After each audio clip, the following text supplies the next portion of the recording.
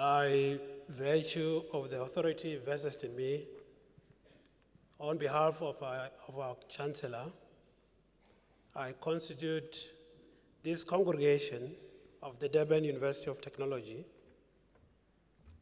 Good afternoon to you all. You may be seated.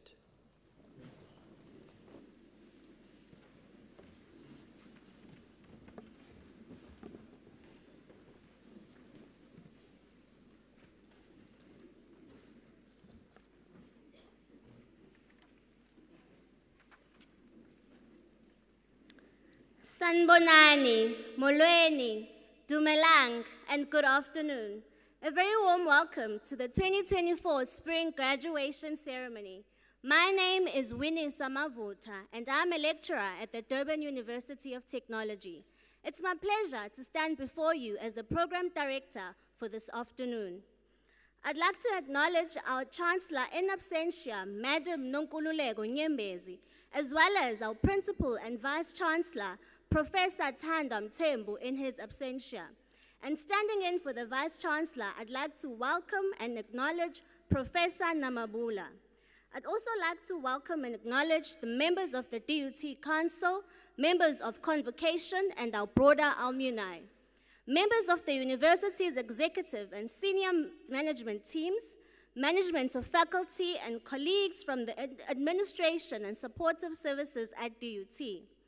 To our internal stakeholder leaders from the institutional forum and the unions, members of the SRC and student parliament, all protocol observed. It is an absolute honor to be with you today as we celebrate excellence and applaud our adaptive graduates for their academic achievements. Dear guests, the DUT Envision 2030 strategy, which was launched by our Vice Chancellor and Principal in 2020, is continuing to have a meaningful impact on our university. We are grateful and extremely proud of our students and staff who consistently live the values and principles as enriched in the DUT Envision 2030 strategy. A total of 929 adaptive graduates will graduate as we host 3 graduation ceremonies in Durban today. This takes our 2024 graduation total to 8,000 adaptive graduates. Congratulations to every single one of you. A job well done.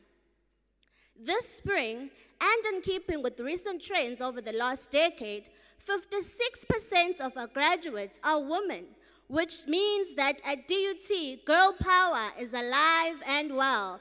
Congratulations, ladies. Keep rising.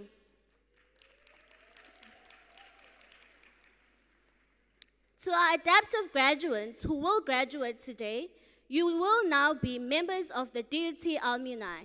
I hope that you will become active members of the convocation and that you will engage with our team from the Advancement and Alumni Relations Unit.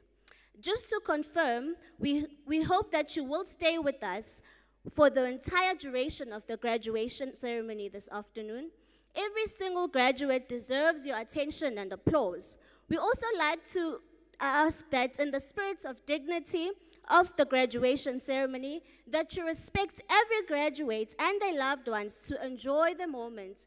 So whilst you're on stage, remember that as you celebrate your achievement, there are other graduates who are coming up after you, who also deserve to have their names heard, and their loved ones also deserve to enjoy the moment. So we ask you to please celebrate it with consideration, with respect, and with dignity. Ladies and gentlemen, in front of me is our sign language practitioner. This is for the benefit of our graduates and guests who have learning inadequacies. I also need to confirm that if anyone at any stage feels unwell, please notify any one of our team members. We do have paramedics on standby and other life support services to assist if required. DUVC RIE, ladies and gentlemen, before we commence with the formal part of the graduation ceremony, to get us in the mood and to set the tone, I'd like to invite the award-winning DUT Chorale. If they could please get back on the stage for the chorale, and they set the scene with the wonderful musical interlude. And then after, the DUT chorale will commence with the rest of the graduation ceremony. Ladies and gentlemen, please give a round of applause for the DUT award-winning chorale.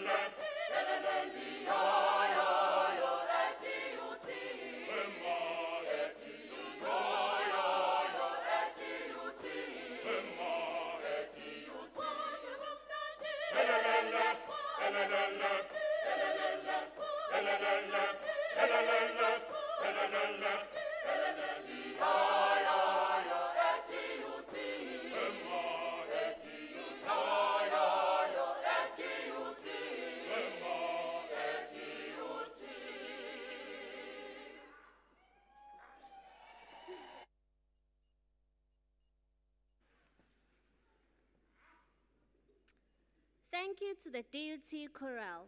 At DUT, our philosophy of education is our creativity and innovation shapes adaptive graduates who transform society. To commence with the rest of the ceremony, I now call upon the Executive Dean of Management Sciences, Professor Netwere, to commence with the rest of the graduation ceremony.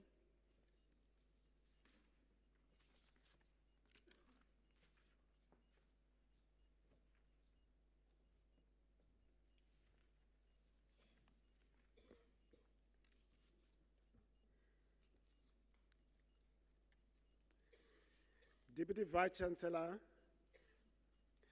I have the honor to request you to confer degrees and award diplomas on the graduands from the Faculty of Management Sciences who will be presented to you and in absentia to those whose names appear on the program. By virtue of the authority vested in me, I confer degrees and award diplomas. Deputy Vice-Chancellor, for the degrees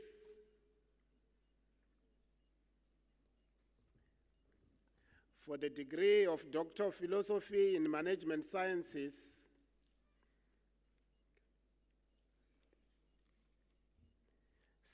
specializing in business administration, I present Marshall Wellington Blay.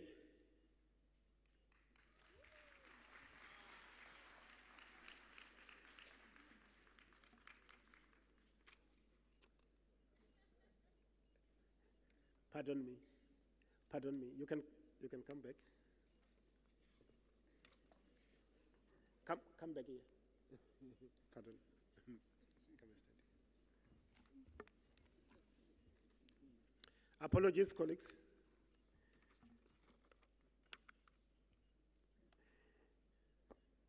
Marshall Wellington Blay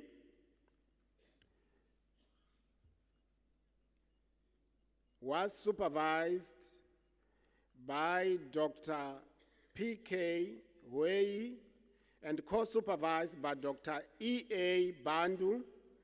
The title of its thesis reads as follows: Sustainability Reporting in Sub-Saharan Africa, a Corporate Governance and Ownership Structure Perspective. I would like to request the Deputy Dean of the Faculty, Professor Melanie Lawrence, to read the abstract of the thesis.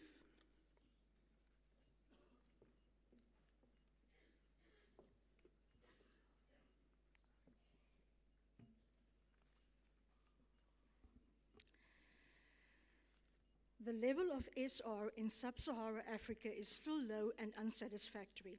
However, studies exploring how corporate governance of business of different ownership structure influence SR in sub-Saharan Africa are limited. Marshall therefore explored how ownership structure minimizes or increases the effect of corporate governance on sustainability reporting in SSA. Using the generalized moment method to analyze panel data for the period 2012 to 2021, he found that the existence of sustainability committees, as well as increasing female and non-executive membership on the board, promote environmental sustainability reporting.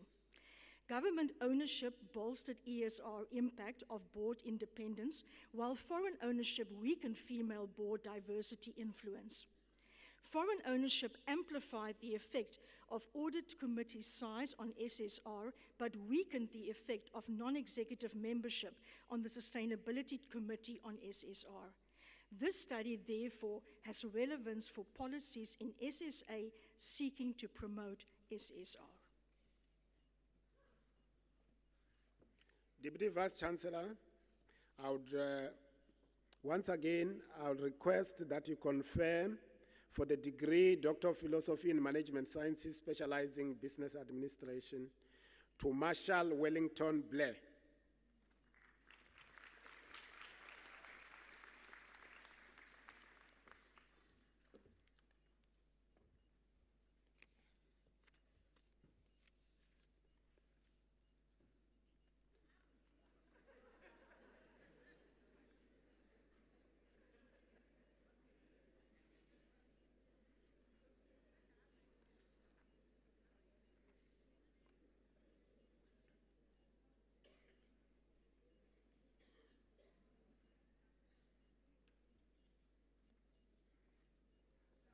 Deputy Vice-Chancellor,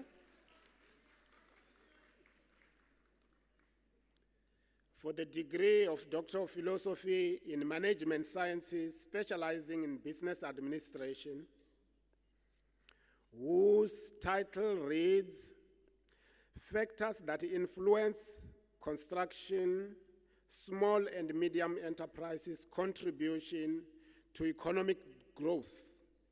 Evidence from the Eastern Cape of South Africa, is supervised by Dr. A.J.C. Womack and co-supervised by Dr. L.M. Lekanya. I would want to request the supervisor, Dr. A.J. Womack, to read the abstract of the thesis.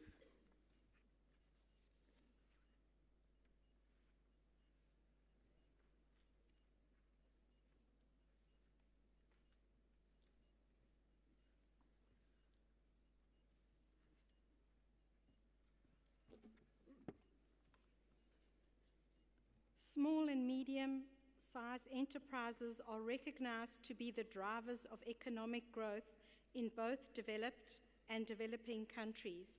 However, in the Eastern Cape province, construction SMEs are not contributing to the economic growth as required, and this has led to the slow economic growth in the Eastern Cape province over the years. Lubabalo developed a prototype model for the construction sector SMEs contribution to economic growth. He developed this model through literature review and from the feedback of the participants. He discovered that through this model, there are critical external and internal factors which have a direct influence on the construction SME's contribution to economic growth, which amongst others include delays in payment, corruption, and leadership challenges. Lubabolo developed strategies on how construction SMEs can thrive while faced by these factors. These findings have relevance for Eastern Cape construction SME firms and for construction SMEs in other provinces.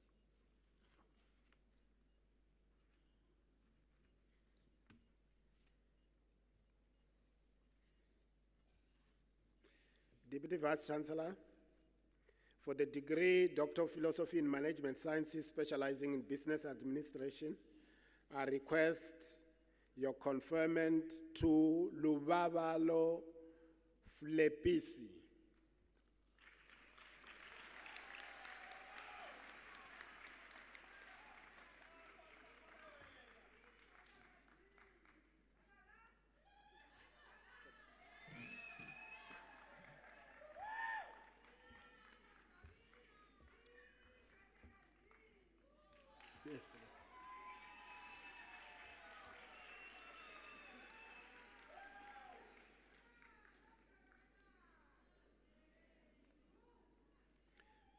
Deputy Vice Chancellor, for the Doctor of Philosophy in Management Sciences specializing in Business Administration, whose title reads, The Impact of Capital Formation in Local Communities, a Case of the Smaller Outgrower Sugarcane Project in the Ndwangwa region in Malawi, supervised by Dr. N. Kumalo. I request the Deputy Dean to read the abstract of the thesis.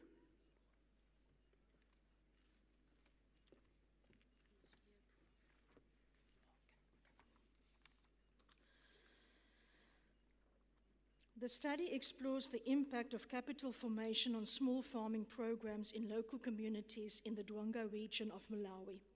The study found that investment is needed in the Ndwangwa region to help create capital formation, and this can be done by ensuring that the government and local communities start the creation of a consequential and applicable knowledge environment to uplift the community and to solve their problems such as lack of capital to use towards the investments.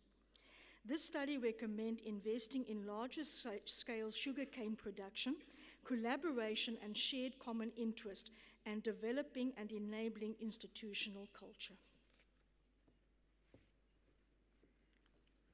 Deputy Vice Chancellor, for the degree Doctor of Philosophy in Management Sciences specializing Business Administration, I request conferment to Abdul Majid Sadoun Fundi.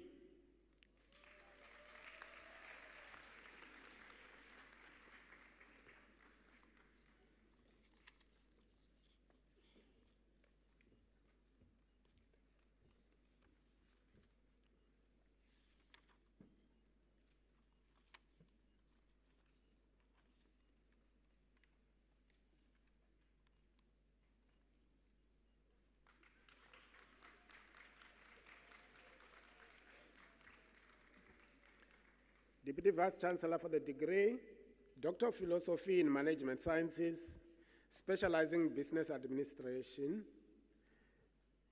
whose title reads, The Behavior of Small Investors in the Derivatives Market of the Johannesburg Stock Exchange, supervised by Dr. A. Adebayo. In his absentia, I request that the Deputy Dean reads the abstract of the thesis.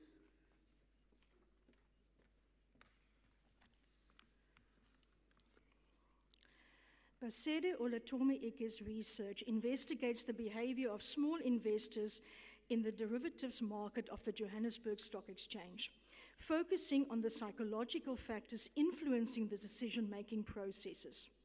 Utilizing traditional finance theories, efficient market hypotheses, and behavioral finance theory, the research aims to bridge the gap between rational investment decisions and psychological influences. She employed a mixed methods approach, investigating quantitative data from 414 questionnaire responses and qualitative insights from 16 interviews with investors and brokers. Factor analysis and Cronbach alpha were used to ensure the validity and reliability of the findings.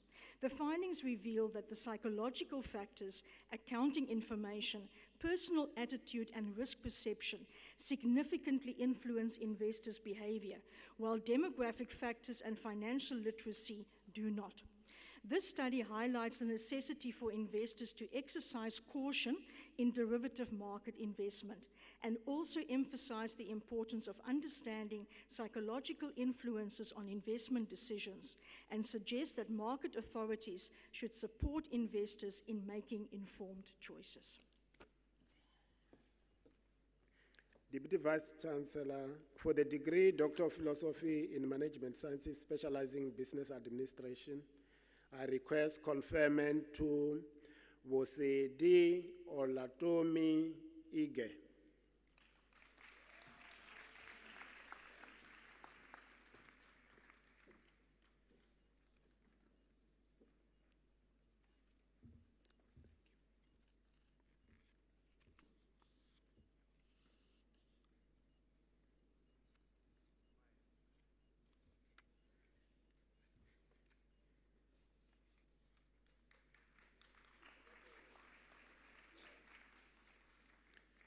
Deputy Vice Chancellor, for the degree of Doctor of Philosophy in Management Sciences, specializing in Business Administration, whose title reads, The Influence During COVID-19 on Strategy Formulation for Sustained Competitive Advantage of Selected Healthcare Companies in Durban, supervised by Dr. K. Akbar. I request Dr. Akbar to read the abstract of the thesis. This doctoral research provides an in-depth analysis of how the COVID-19 pandemic impacted on the strategy formulation processes within selected healthcare companies in Durban, South Africa. The study utilized a mixed method approach to explore the multifaceted effects of the pandemic on company performance, strategy formulation, and the adaptation of competitive strategies. It emphasizes the critical role of adaptive leadership and resource-based strategies in navigating through complexities brought by the pandemic. The findings highlight the importance of innovation, digital transformation, and strategic resource allocation in maintaining a competitive edge during crises. The thesis also offers recommendations for healthcare companies to enhance their strategic reliance and competitiveness in the post-pandemic era. By addressing both theoretical and practical aspects, this research contributes significantly to the fields of business administration and strategic management, particularly with the context of healthcare industries during unprecedented global disruptions, and sets the foundation for future research on crisis management strategies in healthcare. Deputy Vice Chancellor, for the degree Doctor of Philosophy in Management Sciences, specializing in Business Administration, I request conferment to Judy Moodley.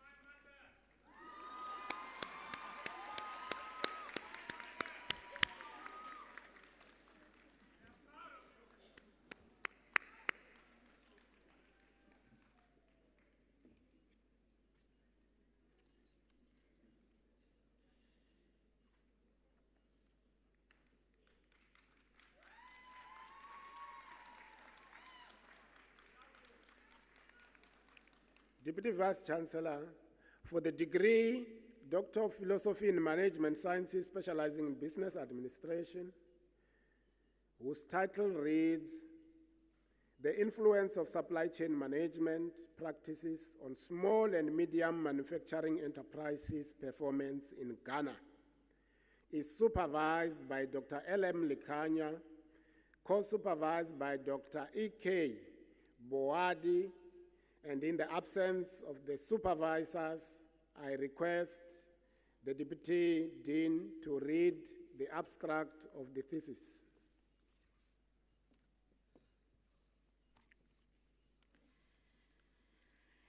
Manufacturing SMEs are nonetheless faced with a number of difficulties, which have basically influenced their growth and development, resulting in numerous SMEs compelled to close down in the recent past. Mitchell's explored the influence of supply chain management practices on small and medium manufacturing enterprises' performance in Ghana, and proposed a model for improving the performance of manufacturing SMEs in Ghana. The study employed quantitative research methodology with 363 manufacturing SME owners and managers as respondents. His study reinforced earlier studies on SCM practices on SMEs, where strategic supplier partnerships, customer relationship management, level of information sharing, quality information, and collaboration influencing performance of SMEs in Ghana. Effective SCM practices can help SMEs all over the world to enhance their competitiveness, reduce cost, improve product quality, and increase customer satisfaction.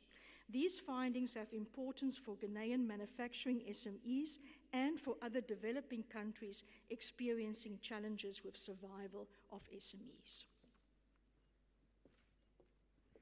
Deputy Vice-Chancellor, for the Doctor of Philosophy in Management Sciences, specializing in business administration, I request conferment to Michelle Donzi Movi.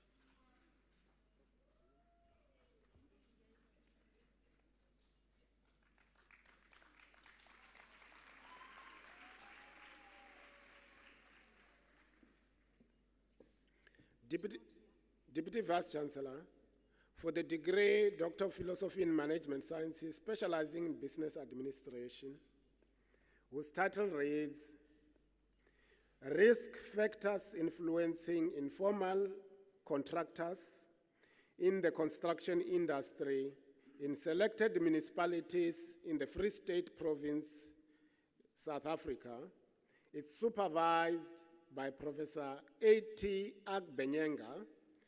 In the absence of Professor Agbenyenga, I request the Deputy Dean to read the abstract of this thesis.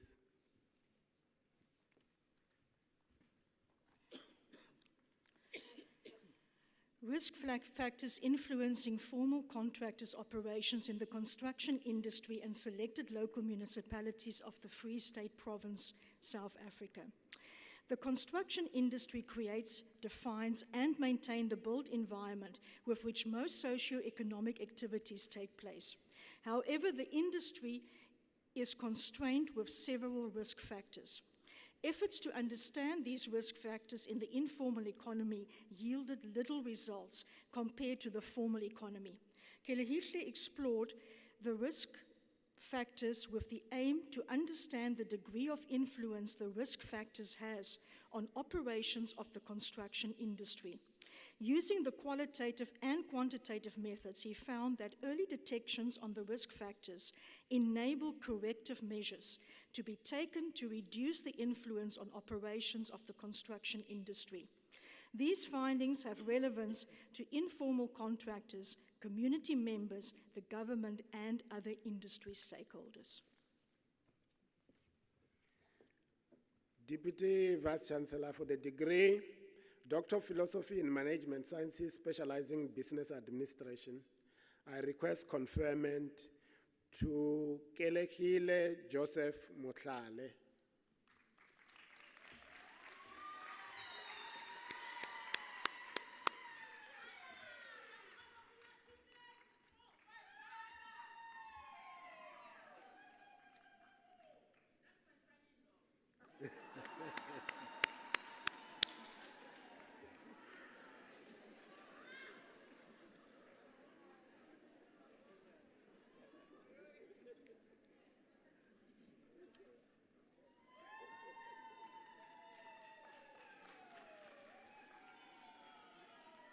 Deputy Vice-Chancellor, for the degree of Doctor of Philosophy in Management Sciences specializing in Business Administration, whose title reads, The Use of Social Media Drive During COVID-19 Crisis by Small, Medium and Micro Enterprises in Rural KwaZulu-Natal, is supervised by Dr. L.M. Likanya and co-supervised by Professor E.O.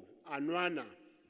I would like to request Professor E.O. Anwana to read the abstract of the thesis.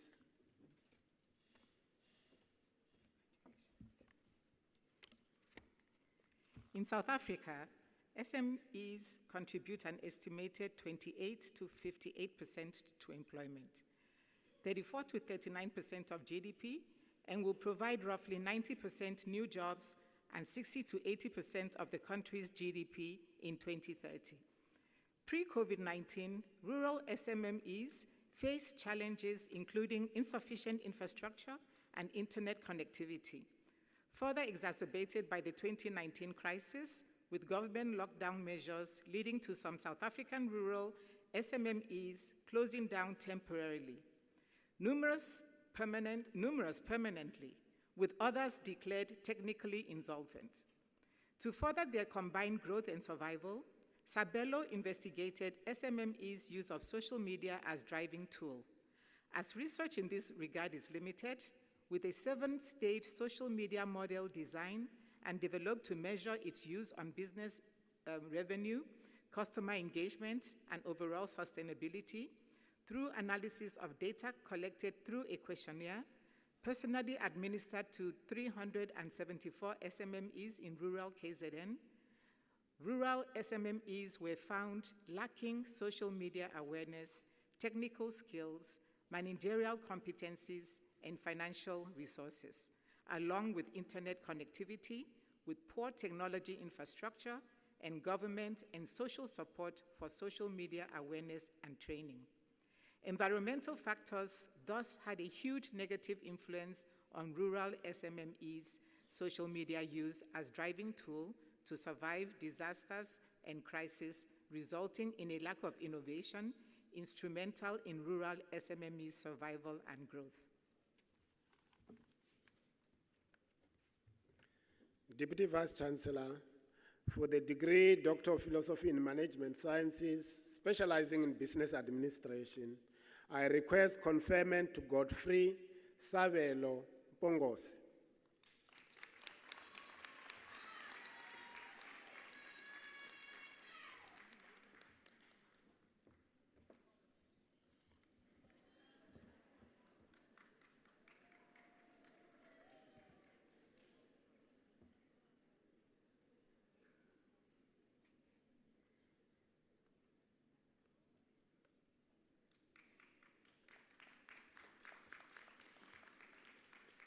Deputy Vice-Chancellor, for the degree Doctor of Philosophy in Management Sciences, specializing in Business Administration, whose title reads, The Implication of Women Entrepreneurs Empowerment Projects on Poverty Alleviation in South Africa, a case study of the Department of Small Business Development, is supervised by Dr.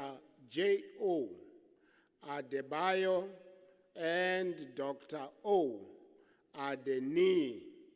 In the absence of the supervisors, I request Deputy Dean to read the abstract of the thesis.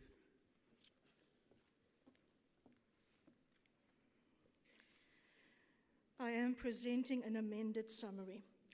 This study identified and examined the implication of women entrepreneurs' empowerment projects on poverty alleviation in South Africa. The significance of this research study is in the contribution of its results and recommendations to the survival of women-owned projects. The target demographic consisted of 30 women-led SMEs in Durban and Johannesburg. Sesanda conducted a qualitative study, and purposive sampling strategy was applied. The primary method of gathering data was through interviews. The study covers a fair deal of ground with 5 major themes emerging, and through the findings of this qualitative study, various recommendations have been made, such as that women projects can be better empowered and managed to support their businesses through the Department of Small Business Development. Furthermore, research on entrepreneurship indicates that women launch companies more frequently than men, particularly in developing nations. These studies demonstrate the vital role that women entrepreneurs play in many economic efforts to create jobs, generate income, and increase revenue. Deputy Vice-Chancellor, for the degree of Doctor of Philosophy in Management Sciences, specializing in Business Administration, I request conferment to Sisanda Michelle Ngubane.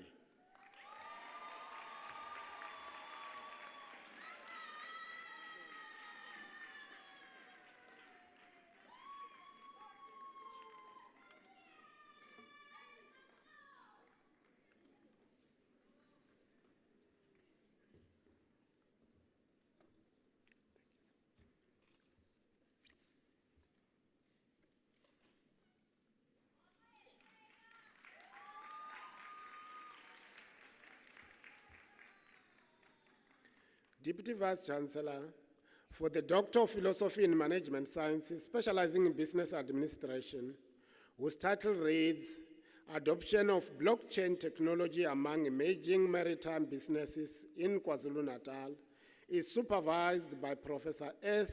Buke. In the absence of the supervisor, I request the Deputy Dean to read the abstract of the thesis.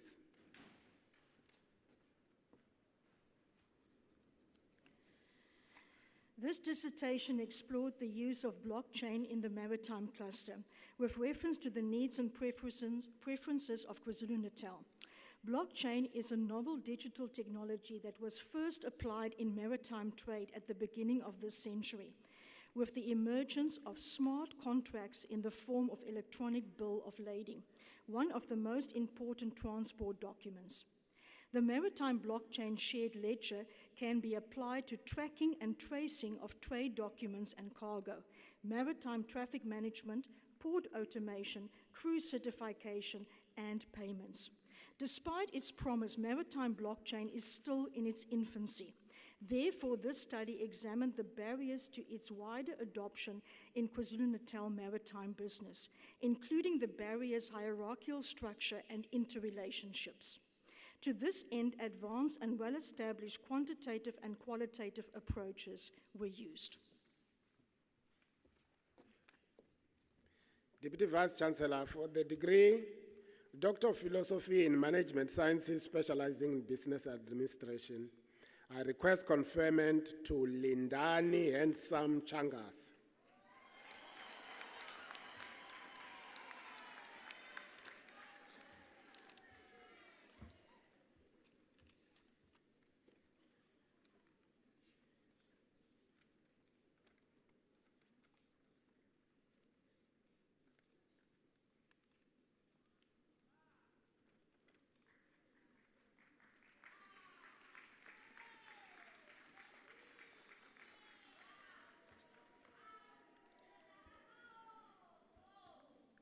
Deputy Vice-Chancellor, for the degree of Doctor of Philosophy in Management Sciences, specializing in Business Administration, whose title reads, Mitigating Mechanisms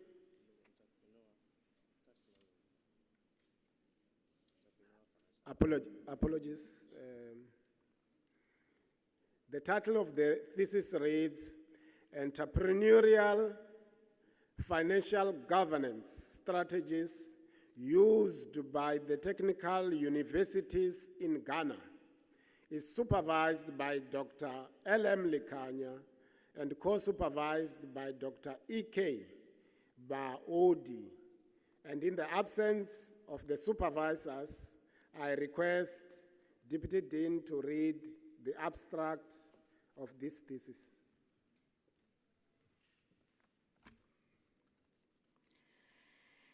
The technical universities in Ghana are facing increasing financial constraints due to a number of factors, including the decline in government funding. Effort by stakeholders of these TUs have not yielded the needed results.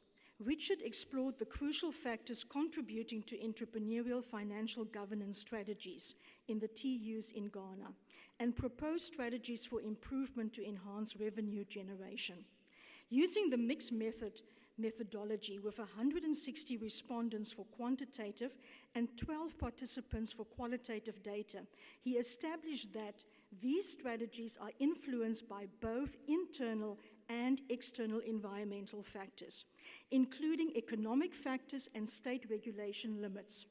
Revenues of TUs could be improved through benchmarking, continuous improvement, collaboration, strategic alliance, income diversification, leadership, entrepreneurship, and efficient resource allocation.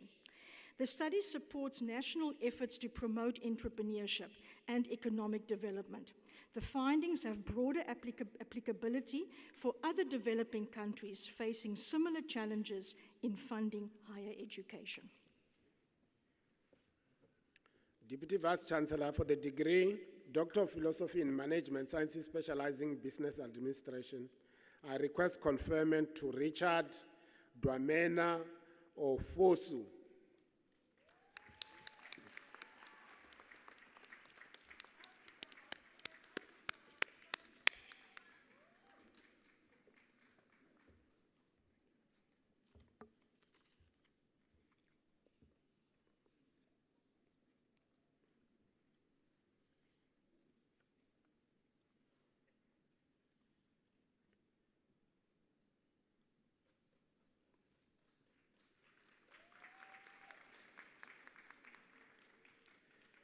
Deputy Vice-Chancellor for the Doctor of Philosophy in Management Sciences specializing in Business Administration, the title of the thesis reads, The Influence of Property Valuations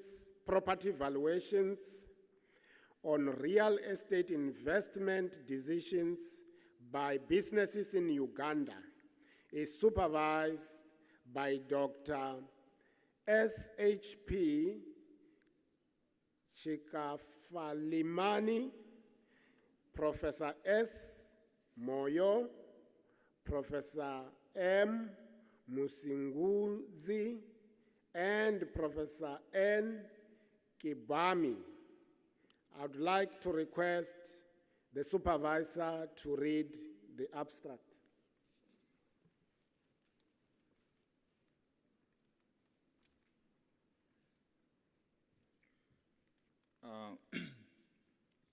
Real estate investment is associated with risks.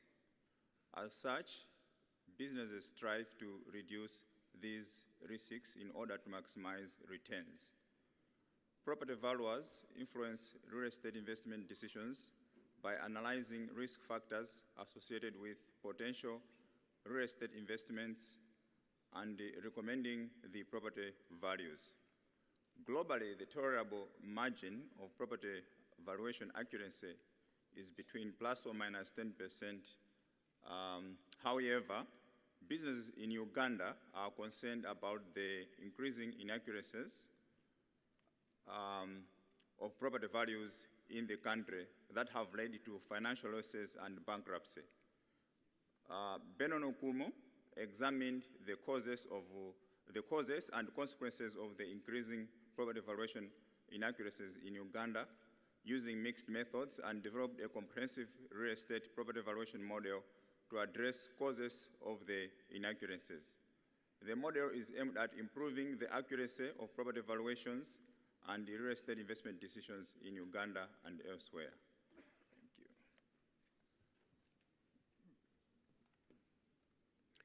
Deputy Vice-Chancellor for the degree Doctor of Philosophy in Management Sciences specializing in Business Administration, I request conferment to Benon Okumu.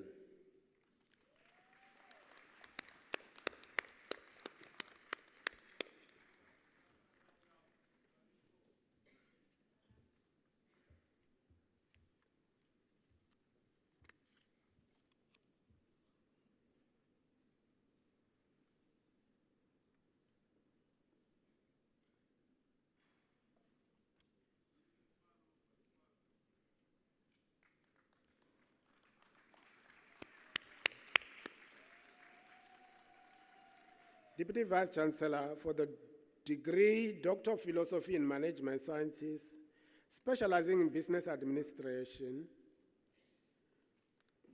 Title of the thesis reads, Development of a Framework for the Provision of Student-Centered Assessment in Higher Education, is supervised by Professor M.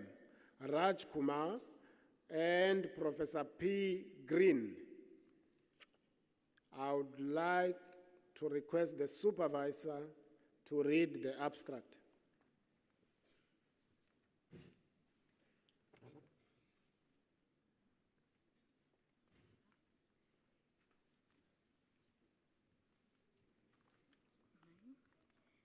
Student-centered assessments redefine evaluation as a collaborative and engaging process.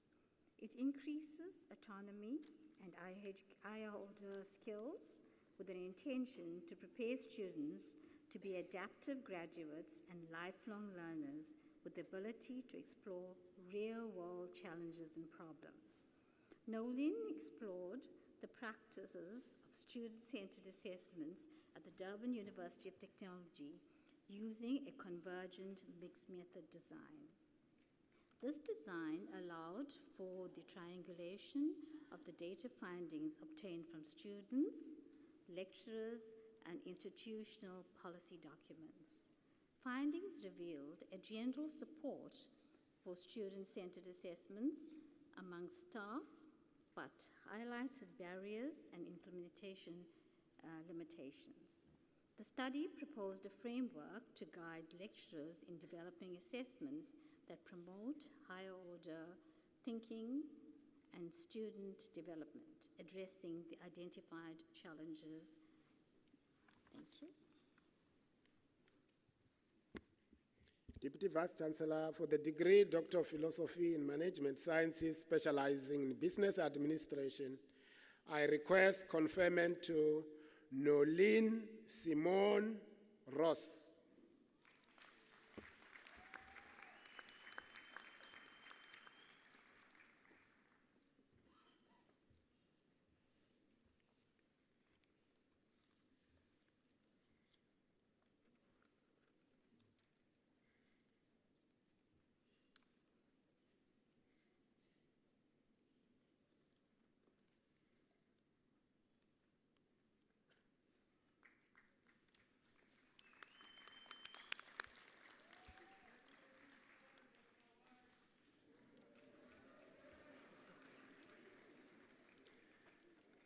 Deputy Vice-Chancellor for the degree Doctor of Philosophy in Management Sciences, specializing in Business Administration.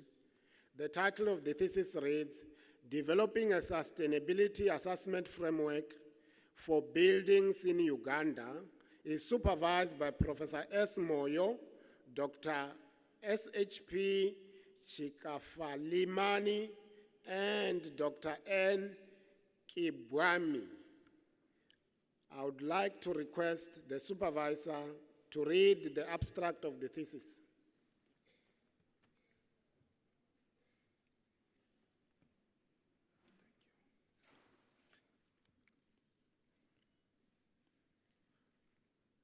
In Uganda, lack of building sustainability assessment framework makes it difficult to assess current and proposed building projects to determine if they adhere to sustainability requirements.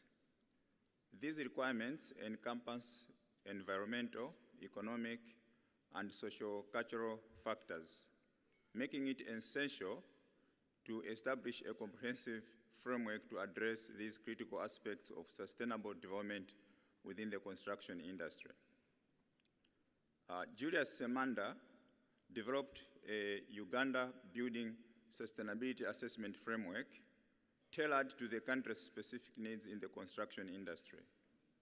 Through literature review, 49 sustainability indicators were identified. Delft technique and the statistical measures were then used to analyze and prioritize these indicators. To demonstrate the practical practicability of the framework, 3 construction projects were used.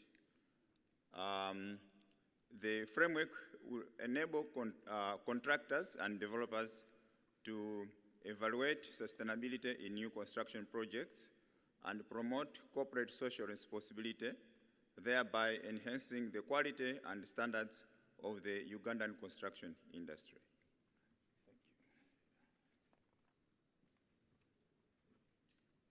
Deputy Vice Chancellor, for the degree Doctor of Philosophy in Management Sciences, specializing in Business Administration, I request conferment to Julius Semanda.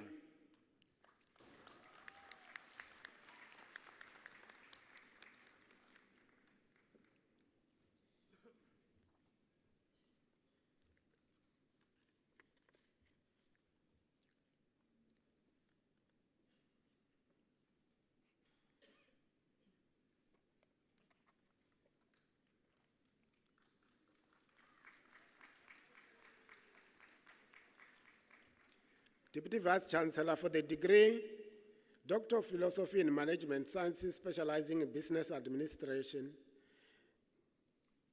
the title of the thesis reads, An Enterprise Sustainability Framework for Harnessing Sustainable Entrepreneurship in the Fourth Industrial Revolution, is supervised by Professor A. Kaldar.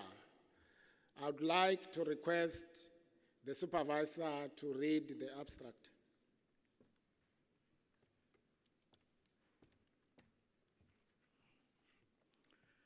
The Fourth Industrial Revolution ushered in significant technological advancement like artificial intelligence, big data automation, and fundamentally changing the business landscape.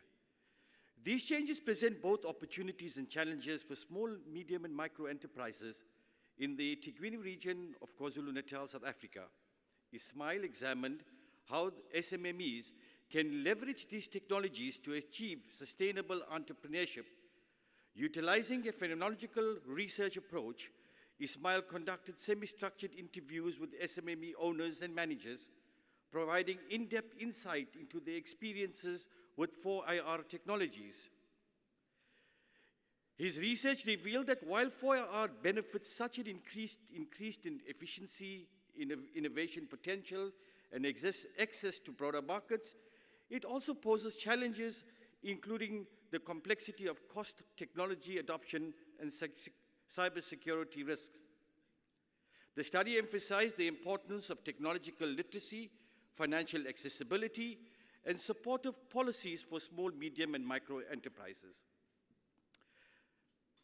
Ismail proposed an enterprise framework that integrates technological strategies, sustainable practices, and continuous learning. This framework provides a comprehensive roadmap for SMMEs to navigate the complexities of 4IR successfully. His findings offer valuable insights to stakeholders, including policymakers and business support institutions, in formulating strategies to promote sustainable entrepreneurship. Although focused in the Tigwini region, the implication of this research extends to other regions and countries that adapt to the 4IR dynamics.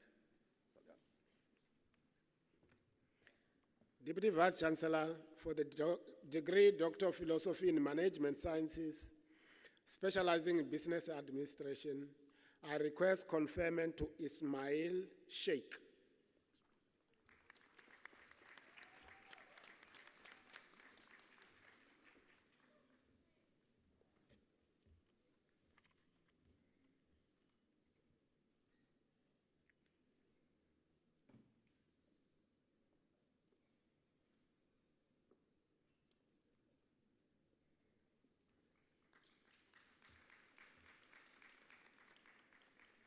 Deputy Vice-Chancellor, for the degree Doctor of Philosophy in Management Sciences, specializing in business administration, the title of the thesis read, Evaluating Post-Consumer Metal Packaging Recovery Systems in South Africa, is supervised by Professor M. Ramchanda and Dr. M.M. Nadar. I would like to request the supervisor to read the abstract of the thesis.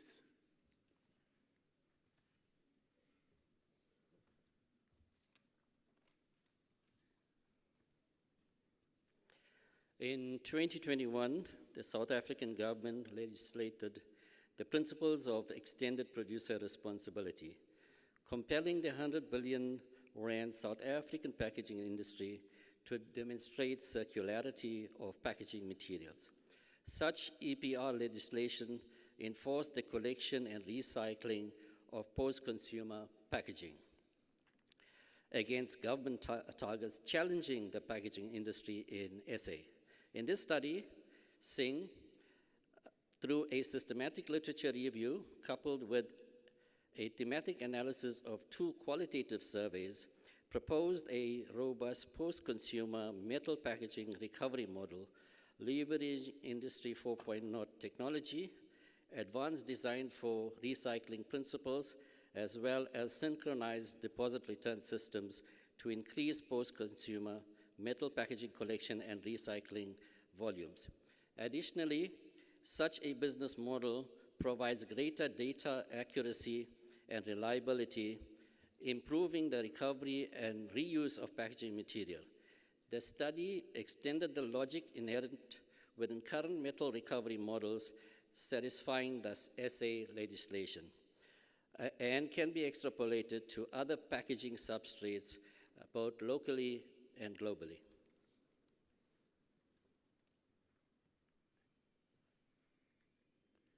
Deputy Vice-Chancellor, for the Doctor of Philosophy in Management Sciences, specializing in business administration, I request conferment to Kishan Singh.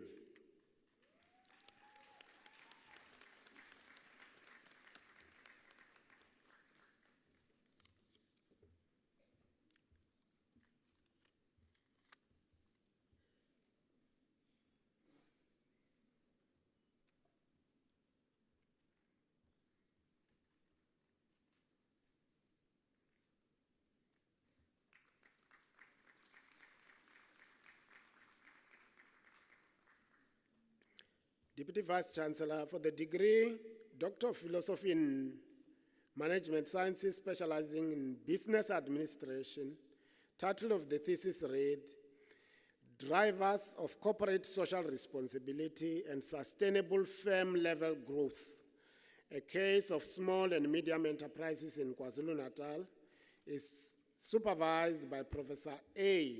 Kadar. I would like to request the supervisor to read the abstract of the thesis.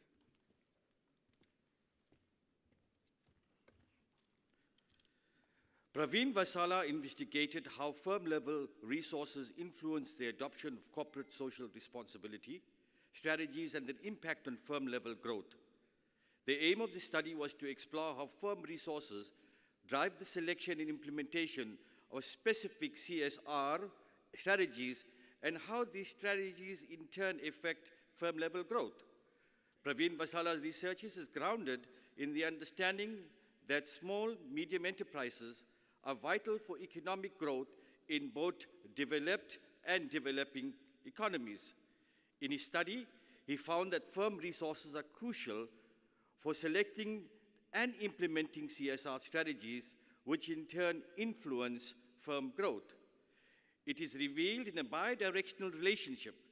CSR strategies impact firm growth, and firm growth influences CSR investments. The findings indicate that investing in CSR enhances both tangible and intangible resources, leading to improved profitability and performance. Based on these results, Praveen's study recommends that SMEs increase their investment in CSR strategies to develop both tangible and intangible resources and growth. Additionally, SMEs should focus on aligning CSR activities with their growth objectives to maximize the benefits of CSR investment. Deputy Vice-Chancellor, for the degree Doctor of Philosophy in Management Sciences specializing in Business Administration, I request conferment to Praveen Kumar Vasala.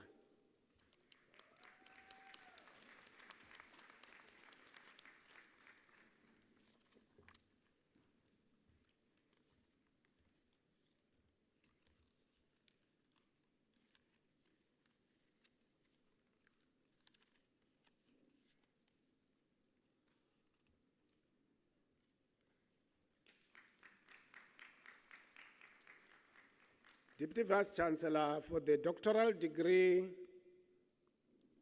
for the Doctor of Philosophy in Management Sciences, specializing in Business Administration, title of the thesis reads, The Role of Organizational Learning in Fostering Business Performance of SMMEs in the Western Region of Ghana, is supervised by Dr. L.J. Zogli and Dr. A. Dondo. I request the supervisor to read the abstract of the thesis.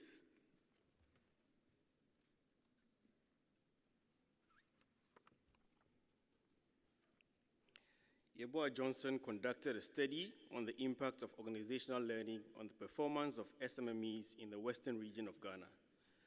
Despite a growing interest of organizational learning within management literature, its effect on SMMEs, particularly in Ghana, has not been thoroughly explored. Yeboah distributed a total of 389 self-administered questionnaires, of which 370 were returned, and 350 were deemed suitable for analysis. The analysis showed a significant and positive relationship between organizational learning and business performance. His findings suggest that continuous learning, along with effective knowledge application, is crucial for the growth and sustainability of SMMEs in Ghana. The research highlights the importance of fostering learning-oriented environments among SMMEs to enhance their performance, ensuring long-term sustainability. Deputy Vice-Chancellor, for the degree Doctor of Philosophy in Management Sciences specializing in Business Administration, I request conferment to Johnson Yeboah.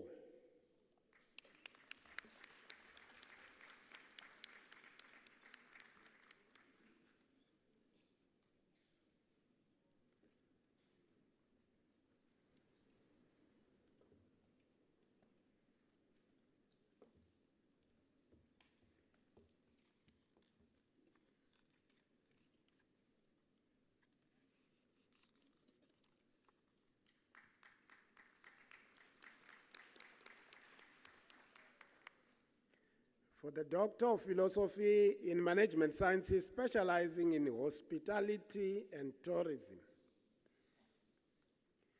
the title of the thesis reads, The Implications of Workplace-Based Learning in Attaining Specialty Skills for Ecotourism Employment, the Medial Review of Universities of Technology in South Africa, supervised by Dr. T. Msukwini. I request the Deputy Dean to read the abstract of this thesis.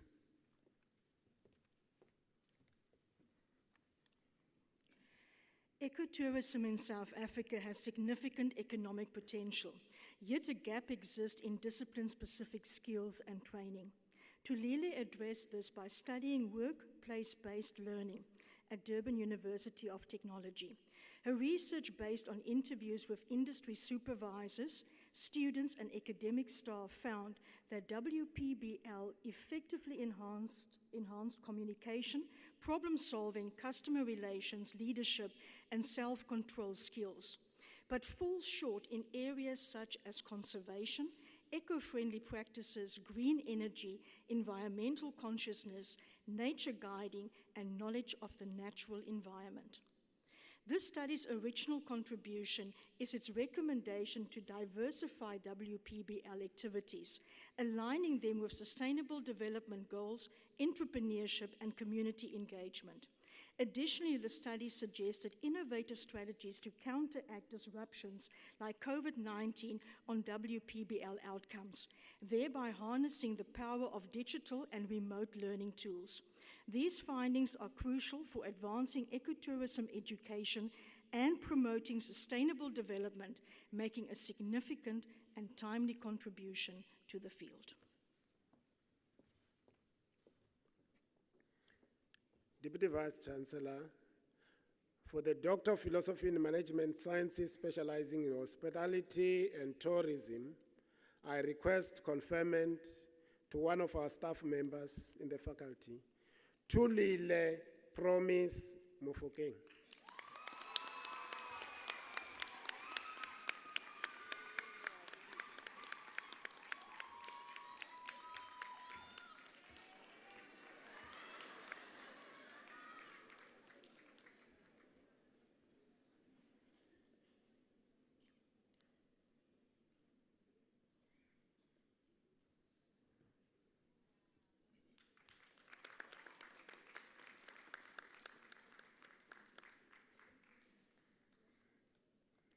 Deputy Vice-Chancellor, for the Doctor of Philosophy in Management Sciences specializing in hospitality and tourism, the title of the thesis reads,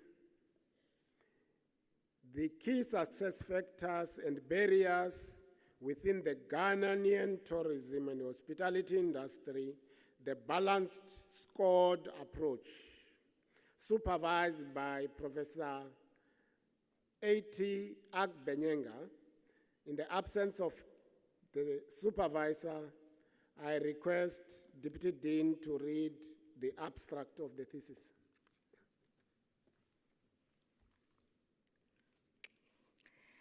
Ghana has a diverse array of attractions, ranging from cultural heritage sites to pristine beaches and vibrant wildlife reserves. Hence, has positioned itself as an increasingly popular destination for both domestic and international travelers.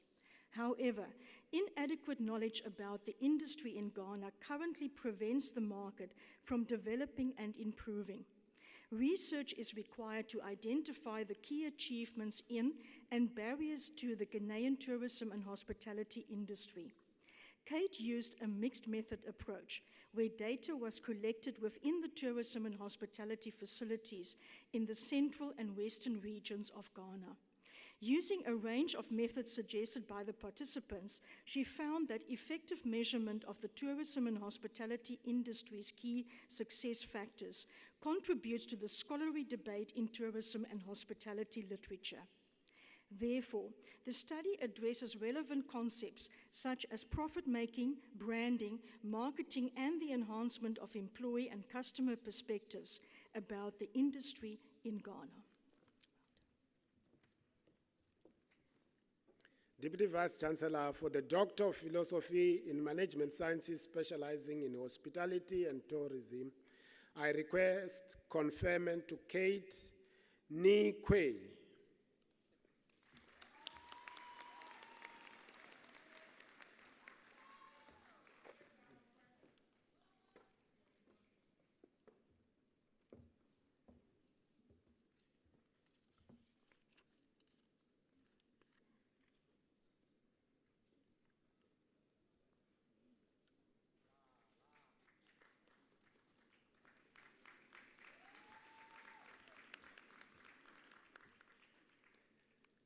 Deputy Vice-Chancellor, for the Doctor of Philosophy in Management Sciences specializing in hospitality and tourism, title of the thesis reads, "The Pedagogical Applications of Online Teaching and Learning of Consumer Studies During COVID-19 Pandemic, Amatole District, South Africa," is supervised by Dr. E. M. Nguni and Dr. RMS Molokwane. In the absence of the supervisors, I'll request the Deputy Dean to read the abstract of the thesis.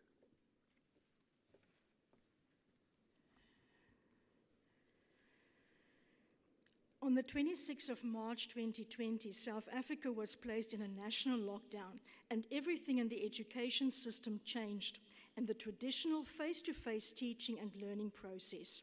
Strategies and methods had to change.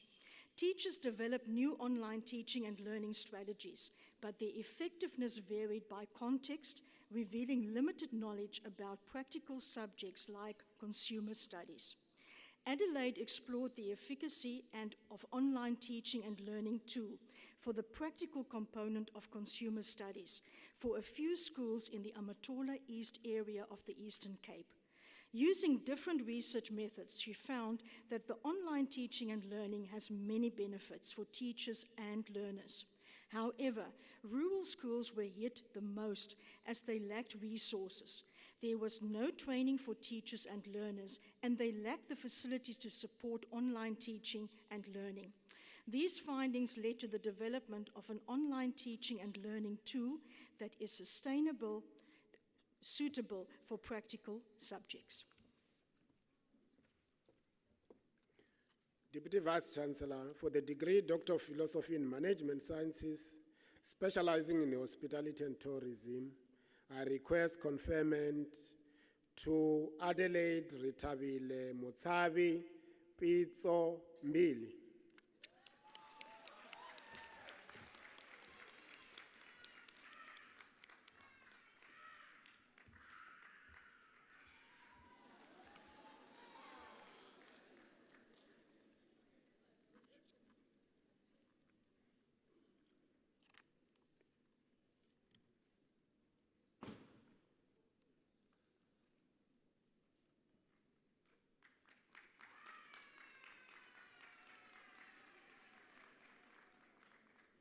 Deputy Vice-Chancellor, for the degree Doctor of Philosophy in Management Sciences, specializing in human resources, the title of the thesis reads, An Employee Engagement Framework Linked to Leadership Practices and Organizational Culture at a selected University of Technology in KwaZulu-Natal is supervised by Professor E. M. Lawrence. I request the supervisor to read the abstract of the thesis.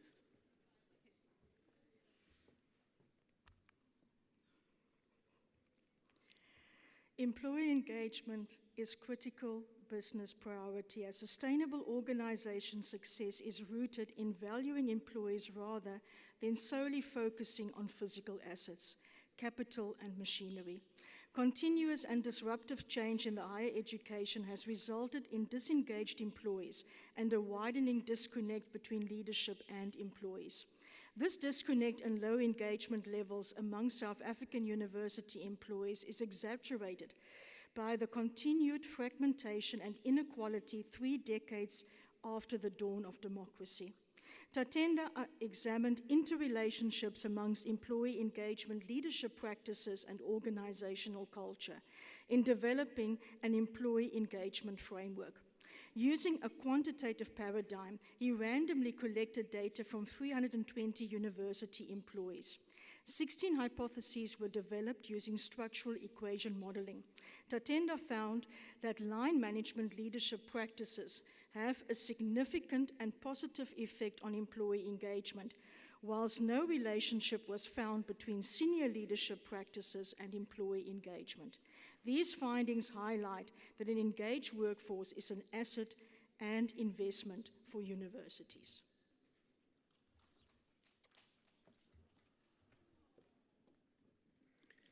Deputy Vice-Chancellor, for the Doctor of Philosophy in Management Sciences, specializing in human resources, I request conferment to Tatenda Chikukwa.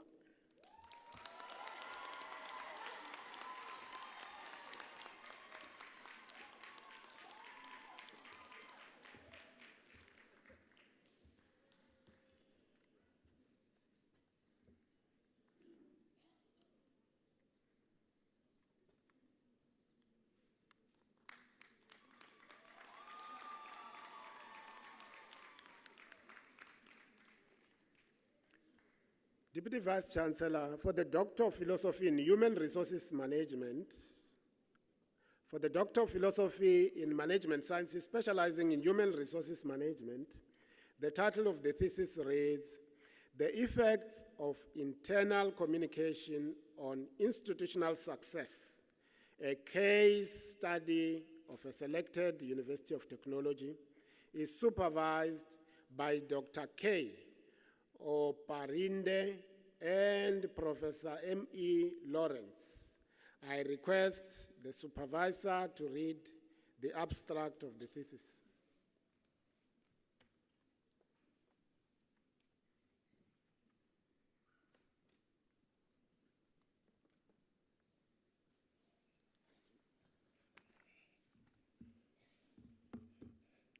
Focusing on institutions of higher learning, Lena's study investigated the role of effective internal communication in achieving institutional success at the Durban University of Technology. With the aid of a questionnaire, the study quantitatively gathered from DUT employees on the effectiveness of internal communication at the institution vis-a-vis the achievement of institutional success. Findings indicate that communication practices at the university are generally perceived as positive, although some concerns emerged around participative decision-making as well as feedback mechanisms. Lena identified 4 key components of internal communication at the institutional level, namely internal communication and engagement, continuous feedback and goal attainment, communication clarity, and lastly, work environment satisfaction and engagement. These components provide valuable insights into the interplay between internal communication and its impact on employee relationship management at the DUT. The study revealed that targeted communication strategies focusing on clarity, inclusivity, and support contribute immensely to institutional success.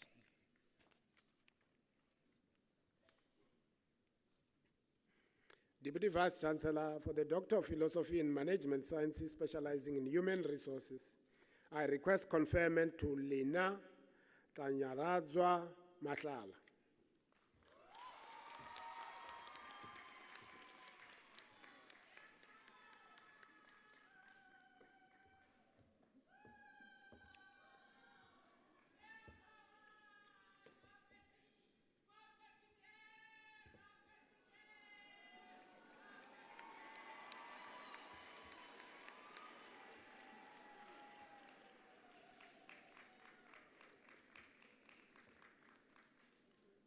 Deputy Vice Chancellor, for the degree Doctor of Philosophy in Management Sciences, specializing in human resources,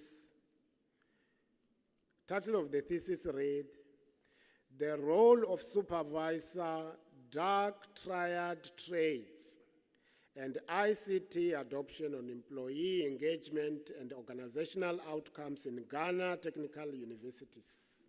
Is supervised by Dr. Kumalo N. Kumalo and Dr. L.Z. Ngidi. I would like to request the supervisor to read the abstract of the thesis.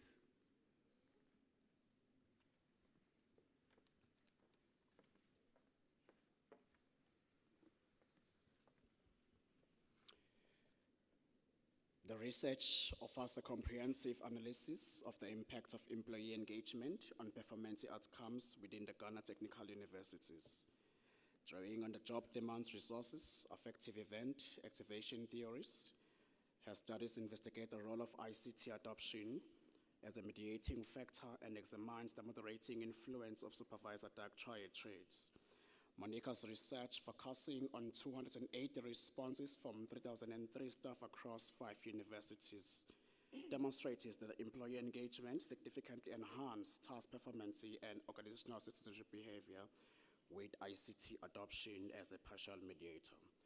These insights are crucial for shaping strategies to elevate organizational performance within technical universities. Furthermore, the study highlights the need for the dual approach, promoting employee engagement and ICT integration while addressing detrimental superficial traits, such as psychopathy, to optimize institutional outcome.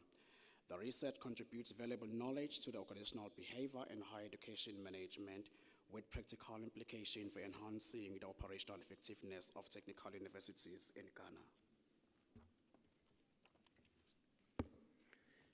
Deputy Vice Chancellor for the Doctor of Philosophy in Management Sciences specializing in human resources, I request conferment to Monica Dedeteyi Ansar Yalson.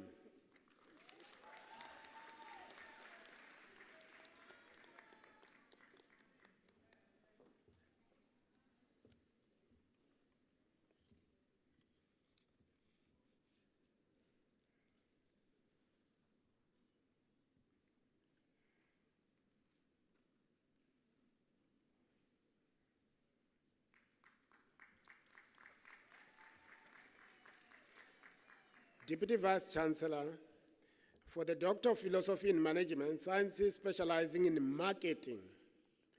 Title of the thesis reads, Social Media is a Tool to Grow Brand Preference Among Millennials in the Greater Durban Area, is supervised by Professor D. Pencelia. In the absence of the supervisor, I would like to call upon the Deputy Dean to read the abstract of the thesis.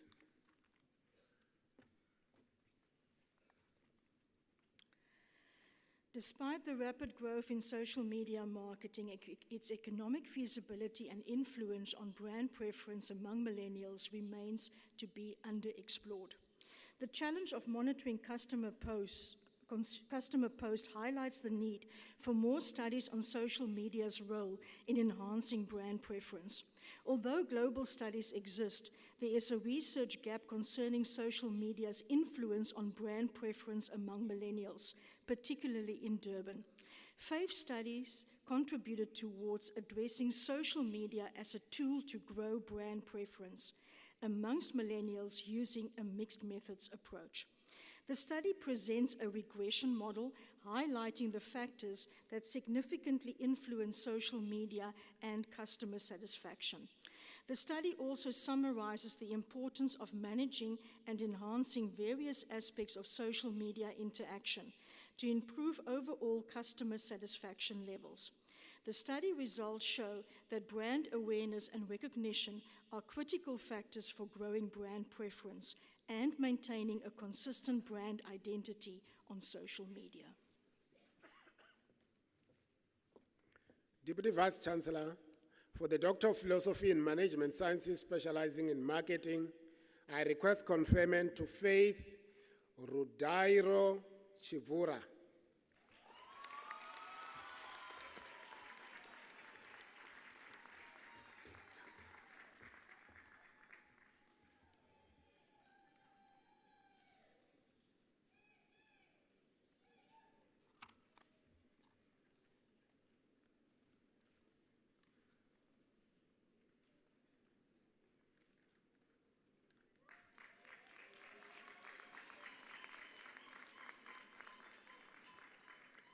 Deputy Vice Chancellor for the Doctor of Philosophy in Management Sciences specializing in marketing.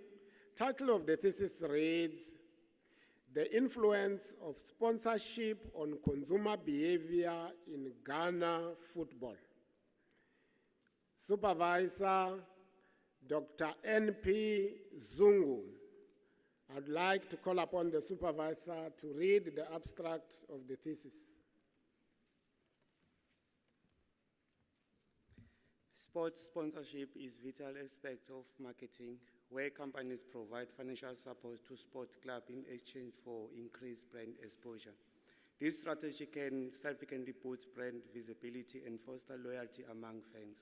However, despite its deeper roots in Ghanaian soccer, the Ghana Premier League continues to struggle with censoring sponsorship. This study by Afian Sapong seeks to explore how sponsorship affects the purchase intention of Ghanaian soccer fans. It dives into key factors such as fan attitude, involvement, sport event fit, brand image, sponsor brand perception, and fan characteristics. By analyzing survey data from 398 respondents in Accra and Kumasi, the research validates a conceptual framework using SPSS and smart PLS analysis.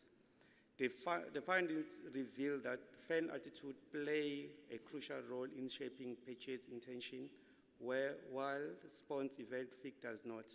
Furthermore, sponsor brand image and perception are influential, though customer characteristics do not seem to moderate this effect. These insights provide a valuable guidance for sponsors aiming to devise effective strategies and contribute to sports marketing literature in emerging markets. The study underscore the importance of fostering emotional connection, aligning value, and delivering user generation content to maximize sponsorship effectiveness. Deputy Vice Chancellor, for the degree Doctor of Philosophy in Management Sciences specializing in marketing, I request conferment to Apia Sarpong.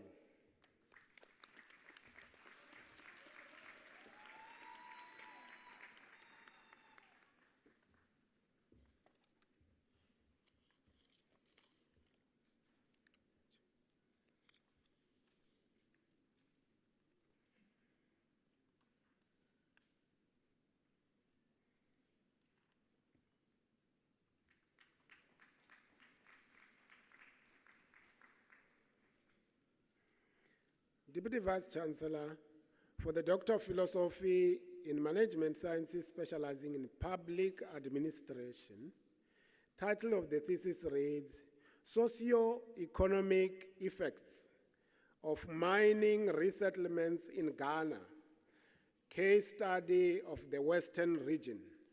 Is supervised by Dr. N. Dorosami and Dr. A. Kumase. In the absence of the supervisors, I request the Deputy Dean to read the abstract of the thesis.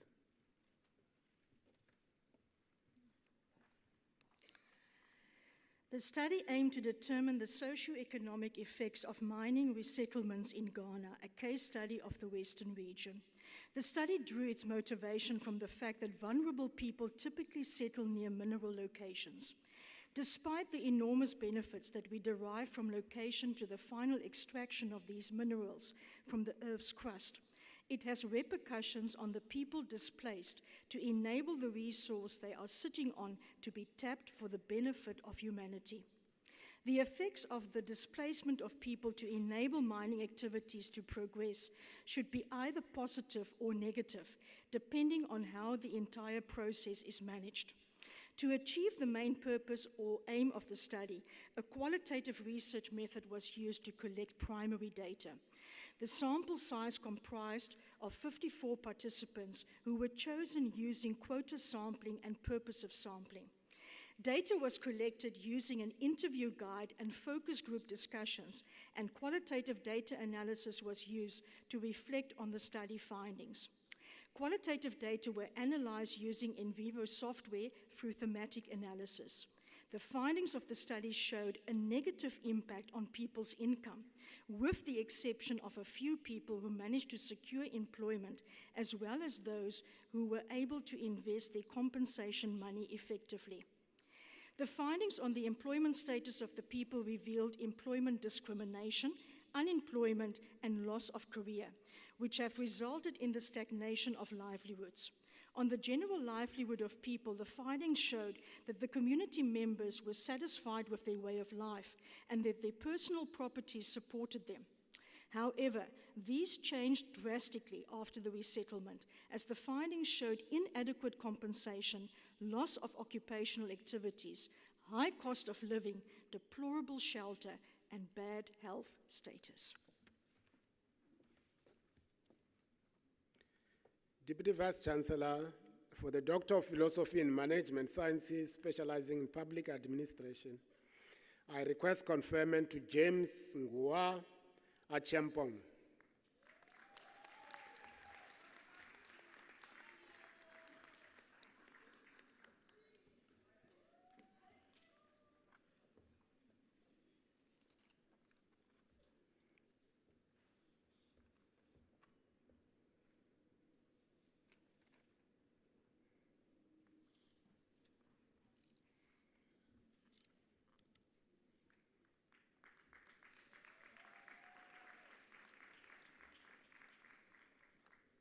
Deputy Vice Chancellor, for the Doctor of Philosophy in Management Sciences specializing in public administration, title of the thesis reads, The Effects of Moral Education on Students at a Selected Secondary School in Durban, supervised by Dr. B.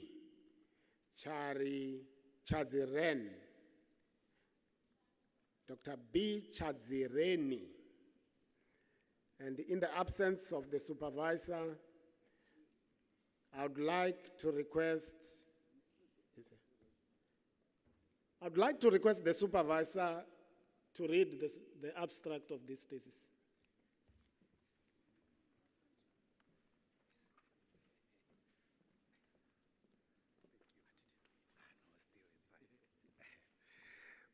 Okay, the study investigated the integration of moral education into the life orientation curriculum in South African public schools, particularly focusing on Bult High School.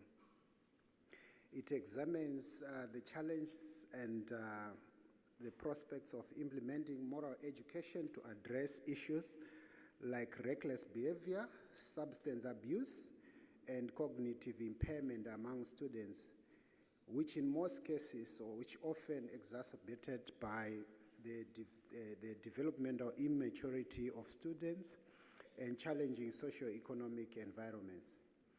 The research highlighted the difficulties parents face in raising their children, compounded by the moral and socio-economic obstacles in various settings, including home, school, and the broader community.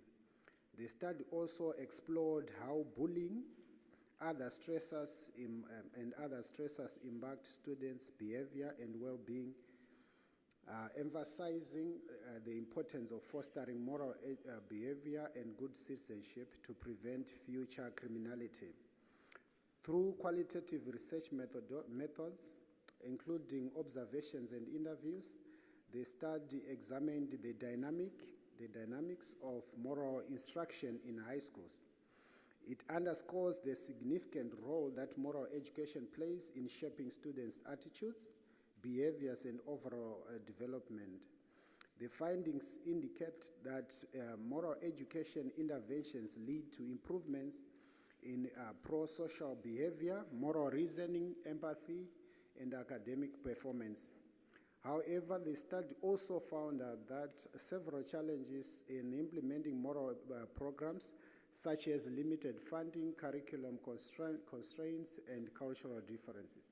These challenges underscore the need for collaboration among stakeholders, policymakers, and educators to effectively incorporate moral education as a distinct subject focused on teaching respect for oneself, others, and public property. Deputy Vice Chancellor, for the degree Doctor of Philosophy in Management Sciences specializing in public administration, I request conferment to Nyungu Lubaba Lubadi.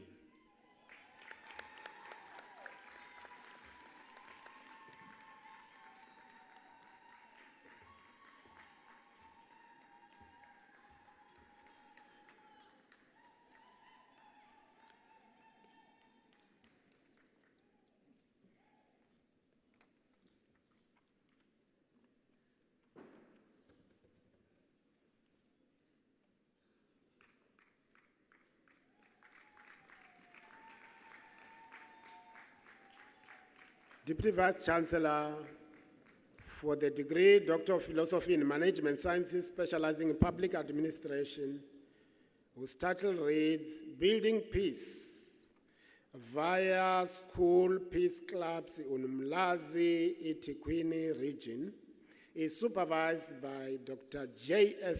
Davis and Professor G.T. Harris. I would like to request the supervisor to read the abstract of the thesis.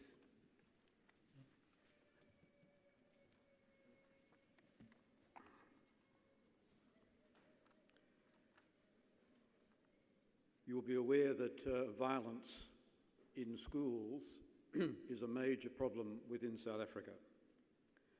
And this is one of a number of pieces of research which are trying to do something about those levels of violence. The causes of violence are complex, involving the school's location, its internal environment, and the broader family and community contexts. And it has a significant negative impact on cognitive, physical, social and emotional well-being of both the learners and the educators. So Manatsa's research explored the potential of utilising school peace clubs as a strategy. These peace clubs are composed of learners with minimal teacher input. And he found that, in fact, learners had real insights into the nature of violence, its causes, and what could be done about it. That the learners, in fact, possessed intrinsic knowledge about how to confront and resolve the issues impacting on their school environment. And that what they need is the freedom to set up and run these peace clubs and minimal support from the school. And these insights are particularly relevant to schools throughout South Africa and perhaps throughout the continent.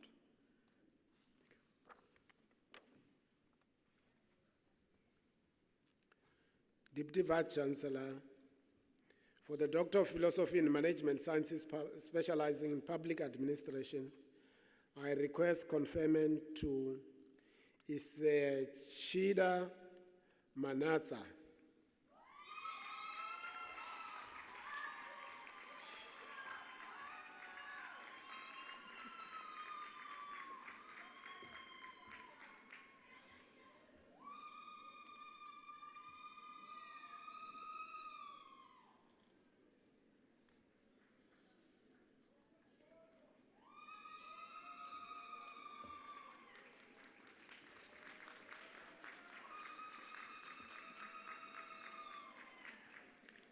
Deputy Vice-Chancellor, for the degree Doctor of Philosophy in Management Sciences specializing in public administration.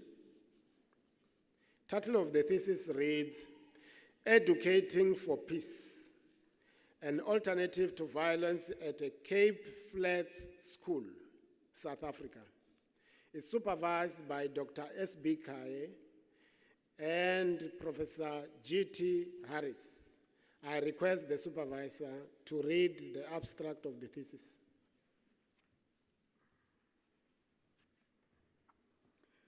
So the broad question behind this research was, can we educate people for peace?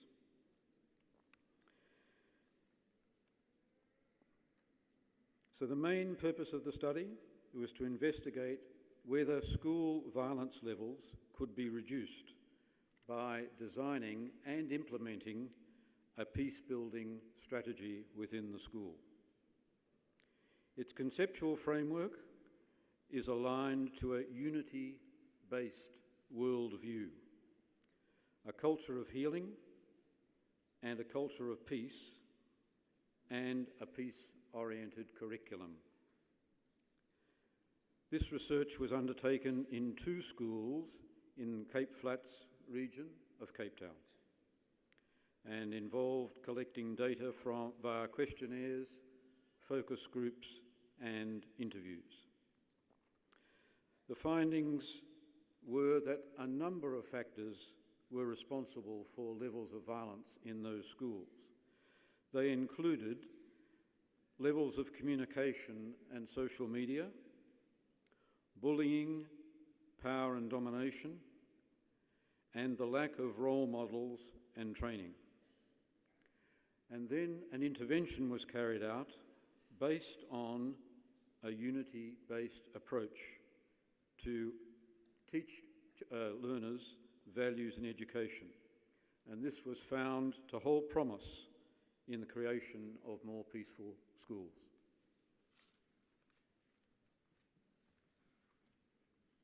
Deputy Vice Chancellor for the Doctor of Philosophy and Management Sciences specializing in public administration, I request conferment to Tyree Mathi.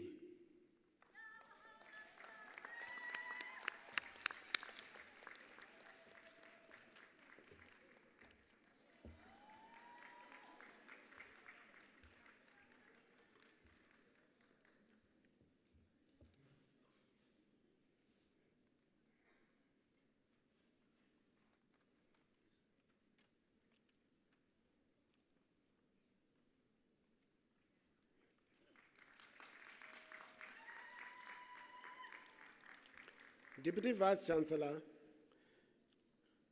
for the Doctor of Philosophy and Management Sciences, specializing in public administration, whose thesis title reads, Integrated Development Plan as a Service Delivery Instrument in Enhlanzeni, is supervised by Dr. I. Nohumba. In the absence of the supervisor, I request the Deputy Dean to read the abstract of this thesis.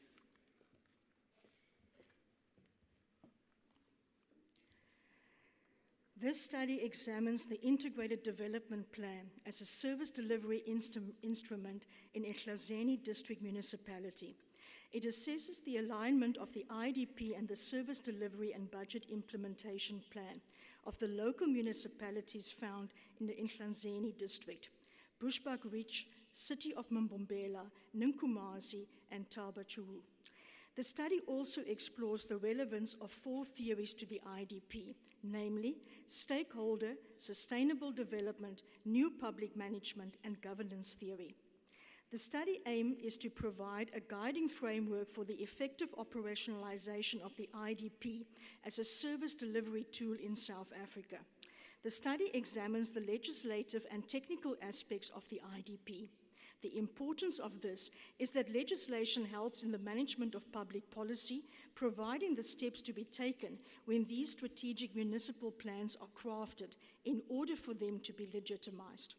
A mixed method approach was used to gather data, with the advantage of this approach the ability to reach participants geographically spaced in the shortest time and at low cost. The qualitative approach enabled an in-depth understanding of the IDP in Enhlanzeni district. Responses were received from 172 participants to the questionnaires issued, and 19 municipal officials were interviewed by the researcher, with triangulation of results also done in the study. The study found an alignment of the IDP and the SDBIP in Enhlanzeni, important as it ensures the budgets are in sync and activities are easily monitored. The study also determined for the IDP to be effective, stakeholders should be prioritized to ensure their needs are captured in the IDP formulation. It was also noted not all needs can be captured in the IDP. However, ranking them and ensuring they do not affect the needs of future generations should be done.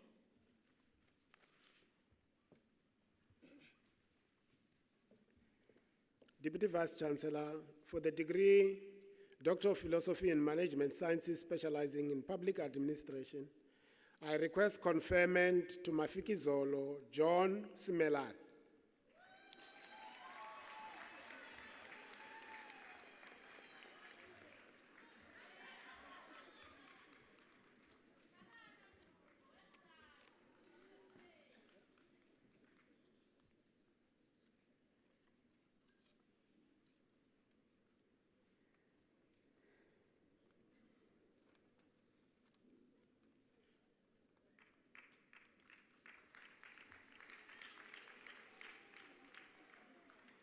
Deputy Vice Chancellor for the degree Doctor of Philosophy and Management Sciences specializing in public administration, title of the thesis reads, Promoting Youth Peace Building through Social Entrepreneurship in Mbare, Zimbabwe, is supervised by Dr. S.B. Kaye and Professor G.T. Harris. I request the supervisor to read the abstract of the thesis.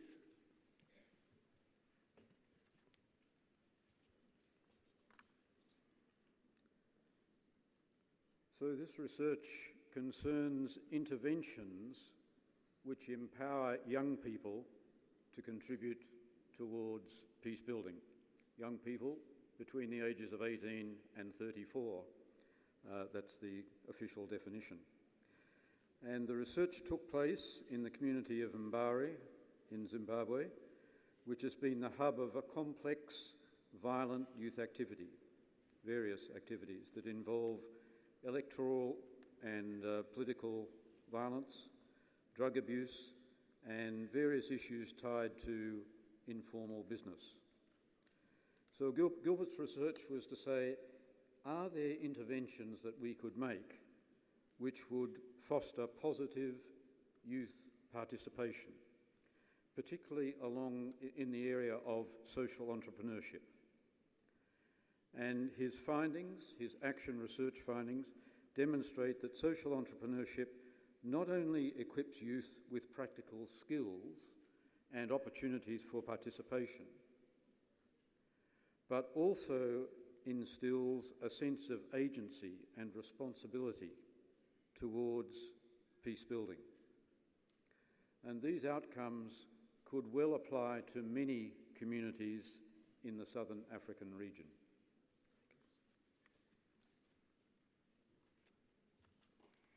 Deputy Vice-Chancellor for the Doctor of Philosophy in Management Sciences specializing in public administration, I request conferment to Gilbert Tinashe Zwaita.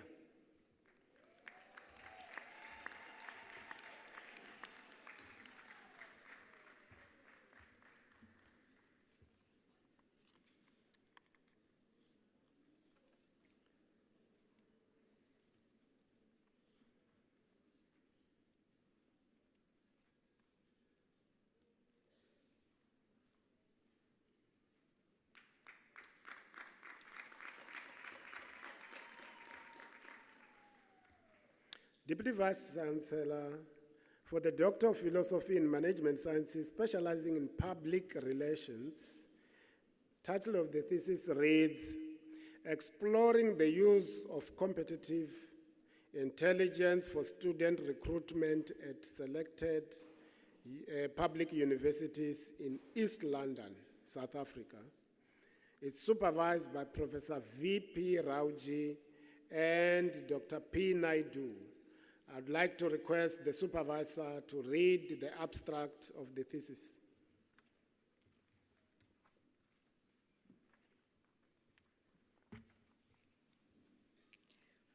Student recruitment is crucial for universities. Increased competition among institutions due to rising applications makes it competitive. Recruitment strategy is essential. The competition among South African higher education universities or institutions, specifically in East London, has led both Walter Sisulu and the University of Fort Hare to compete for students. The overall aim of the study was to investigate how competitive intelligence is used as a communication strategy to promote student recruitment. A mixed methodology was used to collect data from first-time entering students and staff members from 2 public universities based in South Africa and Eastern Cape. A convex alpha reliability measurement scored 0.89, which was in keeping with the reliability's quantitative domain, was noted. The results revealed that the combination of both traditional and technologically based communication strategies is being used by public universities for student recruitment. The study also found that the marketing and communication divisions were not using a standardized communication strategy for recruitment. Instead, they relied on both traditional and competitive intelligence-driven communication strategies. This diversity assists with devising messages to meet the diverse communication needs of students. To promote student recruitment at public universities, the study therefore recommends a communication strategy framework that incorporates competitive intelligence. Deputy Vice Chancellor for the Doctor of Philosophy in Management Sciences, specializing public relations, I request conferment to Chulumancho Gueva.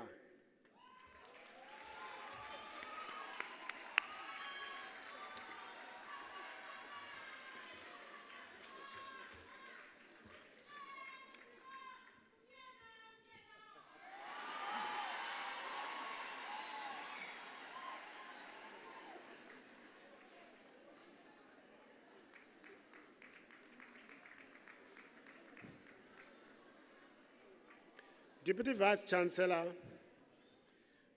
for the degree of Master of Management Sciences,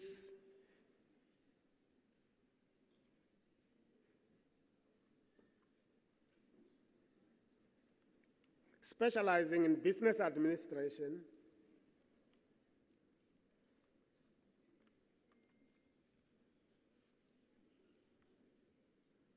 title of the thesis reads, title of the dissertation reads, Factors Influencing the Provision of Water Services at Umhlatuze Local Municipality, supervised by Professor Dr. G. Murirwapachena. I present Sibongekile Princess Madlopa.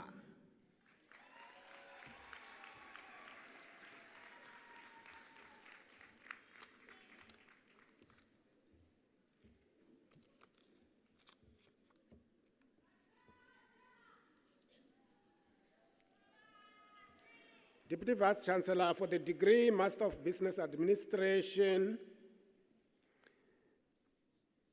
Title of the dissertation reads, Effects of Sugar Taxation on Small-Scale Cane Growers in Mpangeni, KwaZulu-Natal, is supervised by Dr. G. Mriropachena. I present Miriam Monica Ndlazi.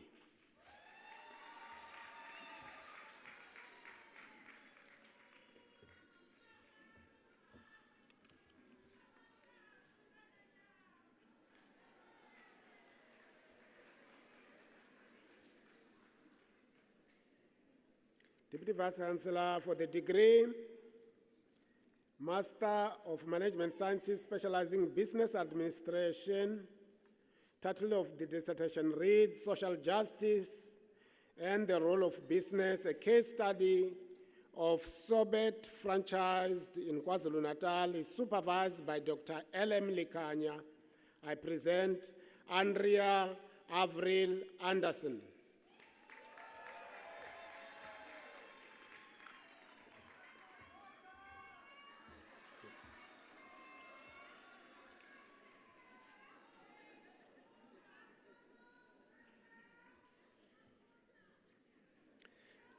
For the degree Master of Management Sciences, specializing in business administration, title of the dissertation reads, Factors Influencing the Performance of Small, Medium, and Micro Enterprises Contracted to the Electricity Utility of the eThekwini Metropolitan Municipality, is supervised by Professor I.G. Govender. I present Siyabonga Heromen Cele.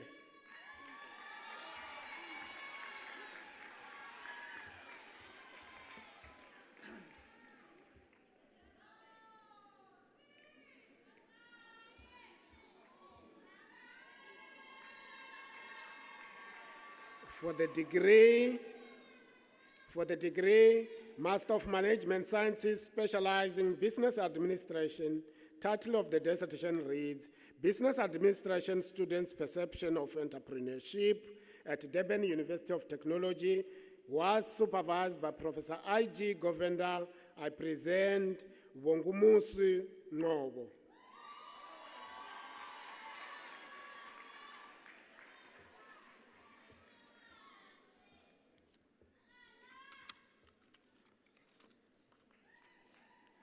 For the degree Master of Management Sciences, specializing in business administration, title of the dissertation reads, Challenges Faced by Women in Leadership Position, a case study on selected government department in KwaZulu-Natal, South Africa, was supervised by Professor E.O. Anwana and Dr.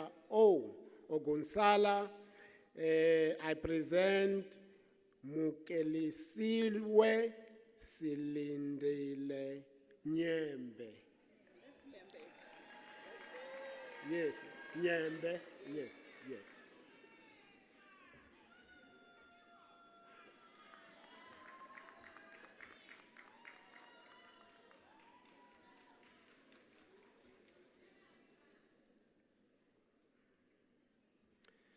For the degree Master of Management Sciences specializing in Business Administration, title of the dissertation reads, Water Management Practices Among Manufacturing Organizations in the Ilembe Municipal District in KwaZulu-Natal, is supervised by Professor R.W. Zondo. I present Evelyn Reddy.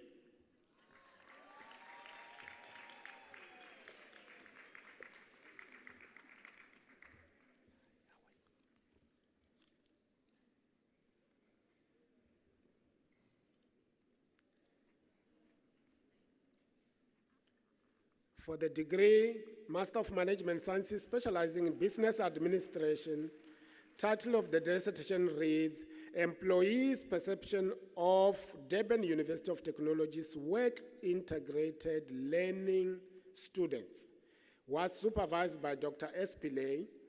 I present Shireen Singh.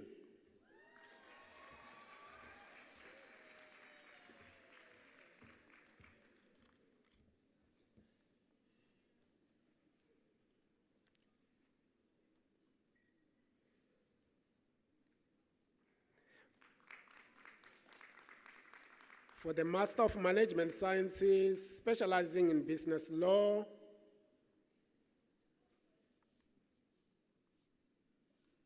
title of the dissertation reads, The Relationship Between Corporate Governance and Service Quality in the South African Banking Industry, a case study of Capitec Bank, was supervised by Dr. N. Msuya and Professor K. Reddy.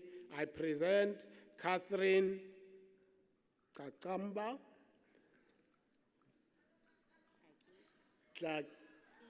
Dlakia.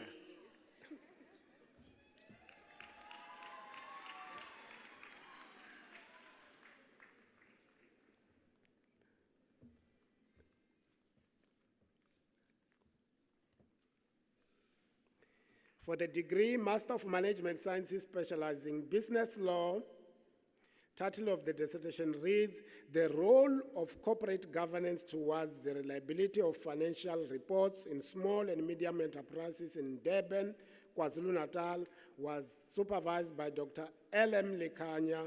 I present Sinenhlanhla Thabile Nompilo Khumalo.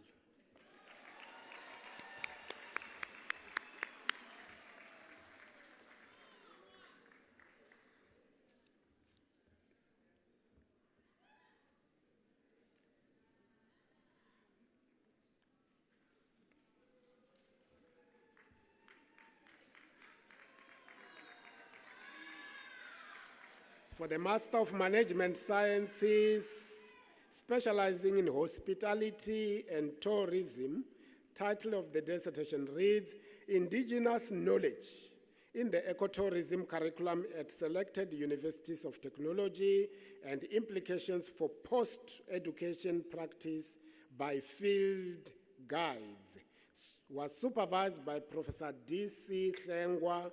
I present Amandla Zamantungwa Khumalo.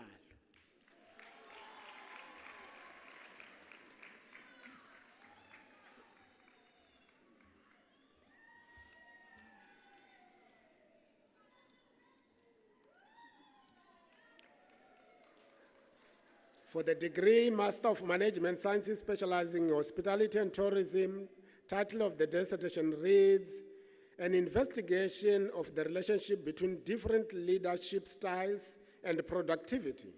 The Food and Beverage Department at the Bel Air Suites Hotel, KZN, was supervised by Dr. N. Ngongo. I present Siboniso Manele.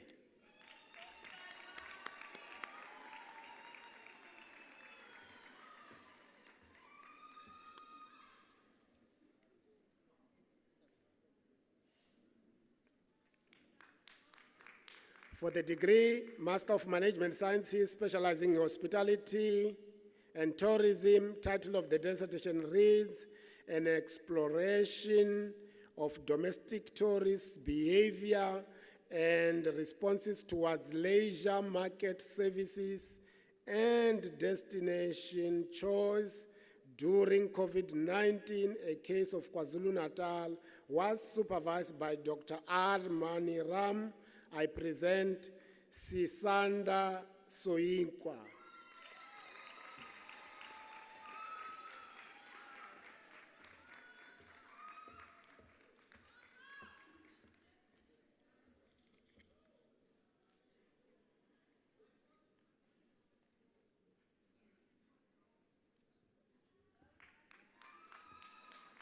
For the degree, Master of Management Sciences, specializing in human resources management, title of the dissertation reads, Assessing the Factors that Affect the Recruitment of People with Disabilities, a case study of the city of Umhlatuze municipality in Richards Bay on the northern coast of KwaZulu-Natal, was supervised by Professor A.T. Akbenyenga.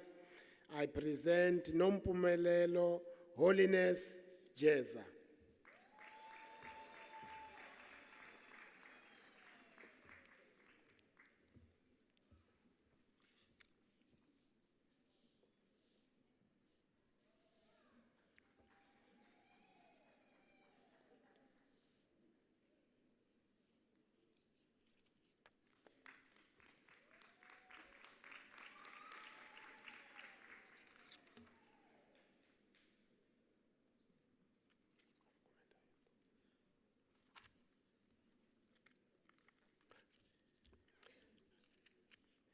For the degree, Master of Management Sciences, specializing in public administration, title of the dissertation reads, The Effects of Risk Mitigation and Local Knowledge in Disaster-Prone Communities in Jozini Local Municipality, was supervised by Dr. O.M. Fangbadebo. I present Ayanda Mumeteni Gumede.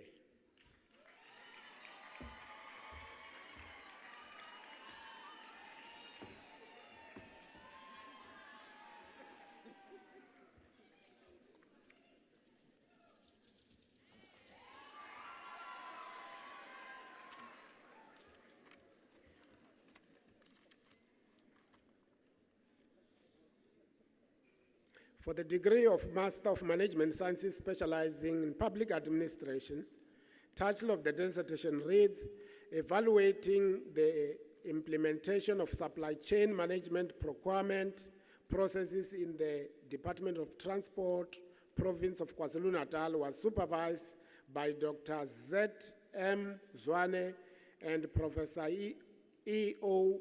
Anwana. I present Sanele Komo.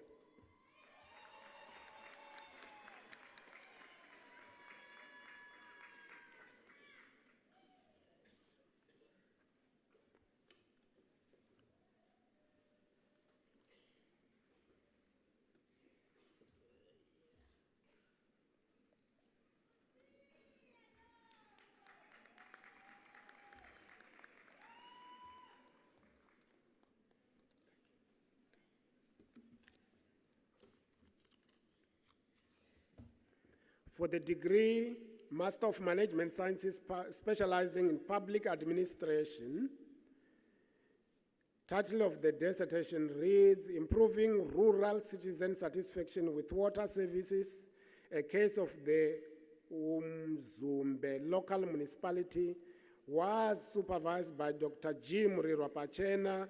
I present Jabulani Pema Mavundla.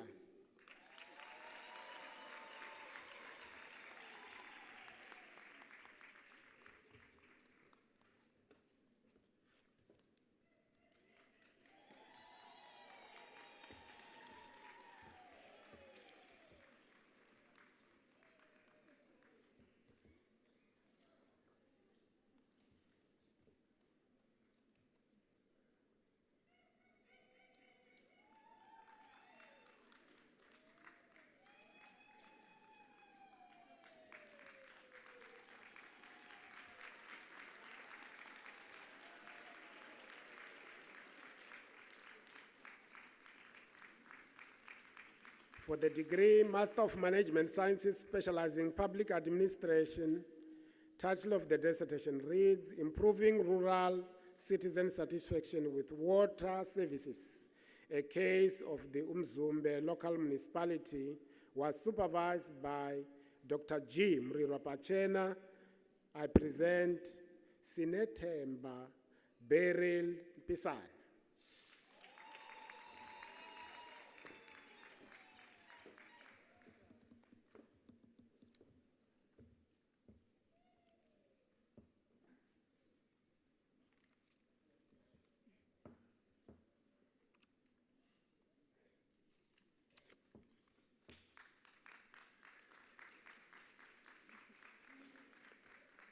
For the degree Master of Management Sciences specializing Public Relations Communication, title of the dissertation reads, Perception of Depression Awareness Campaigns among African students at a selected University of Technology in KwaZulu-Natal, was supervised by Professor B.I. Dlamini and Dr. L.J. Zogli. I present Sindile Sinenhlanhla Gumede.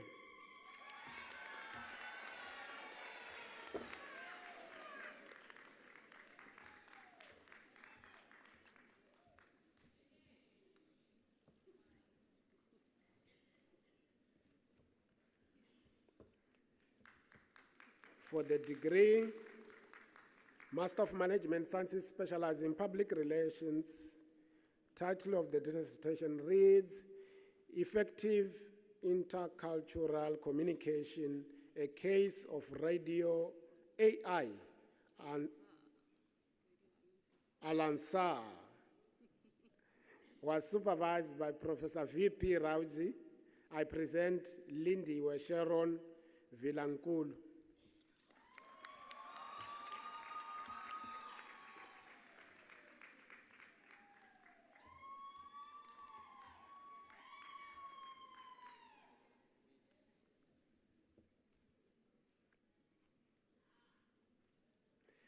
For the degree of Master of Philosophy in Quality Management, dissertation of, the title of the dissertation reads, A Quality Management System for an Online Learning Program at an Academic Institution, supervised by Dr. R. Ratilal. I present Visantham Aaron cum laude.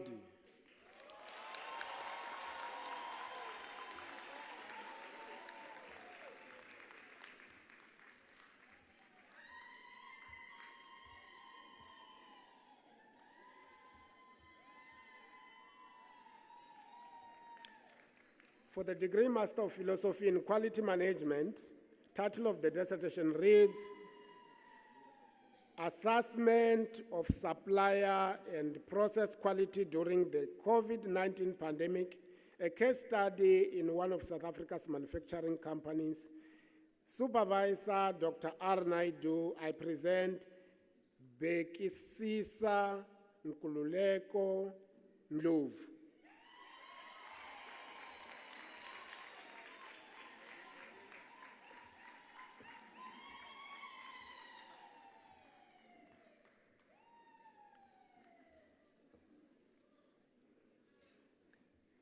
For the degree of Master of Philosophy in Quality Management,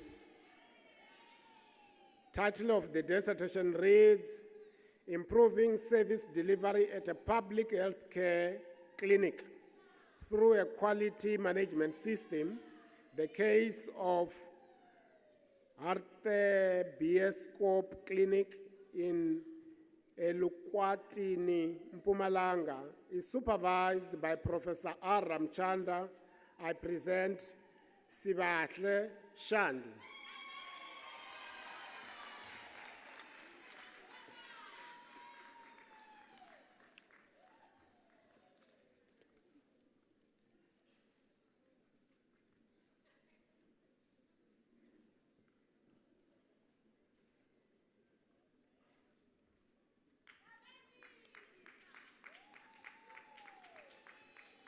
Deputy Vice Chancellor, I now call upon the relevant HODs to present the graduand diplomandi as per the program.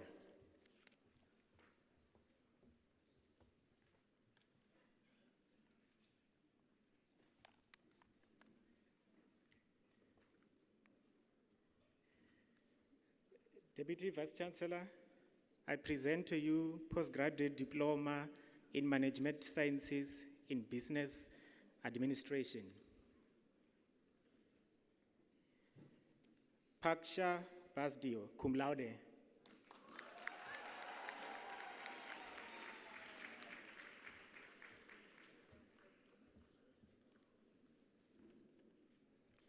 Normalizi Penelope Kele.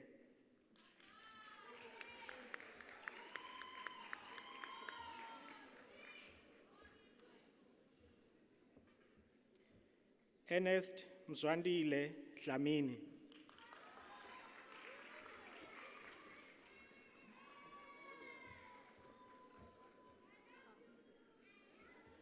Shalofelo Tabang Khause.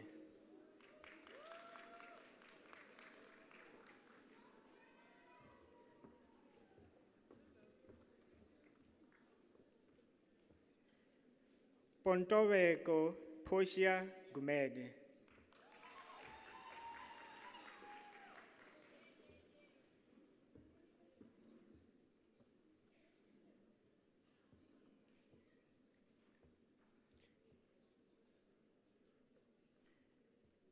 Ciara Danielle James.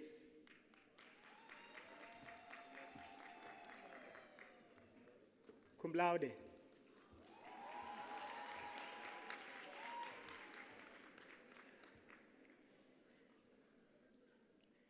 Nonkululeko Mabazi.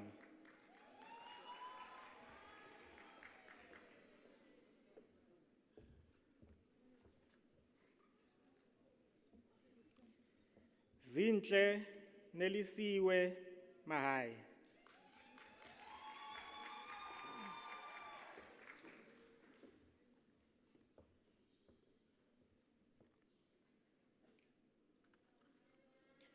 Mapule Sheila Rebecca Masilo.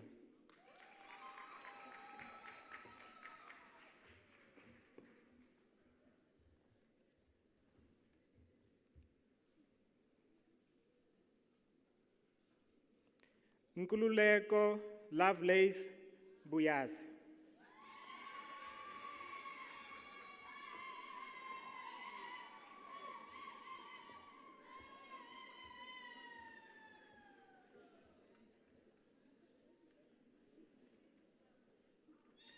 Mfobe Mevi.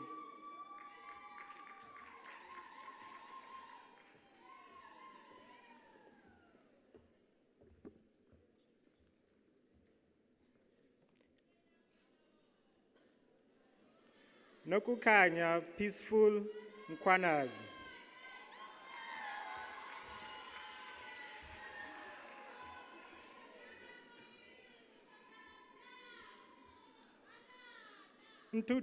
Ntutuko Charles Nguni.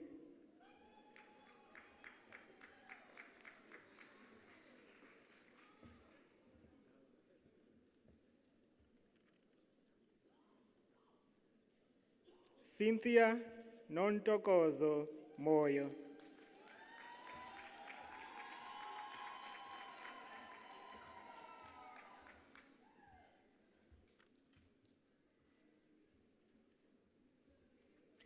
Musa Cyprian Mtembu.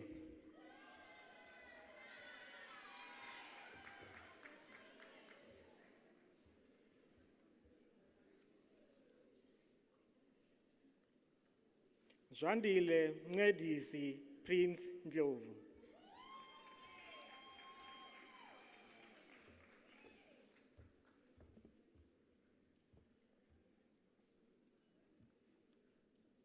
Tobisani Promise Hlabati.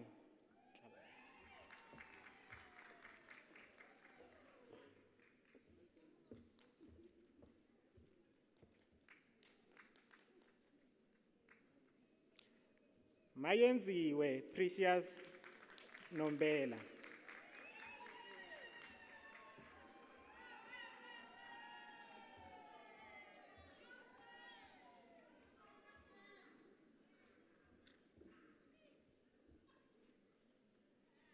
Sipindile Malin Ntanta.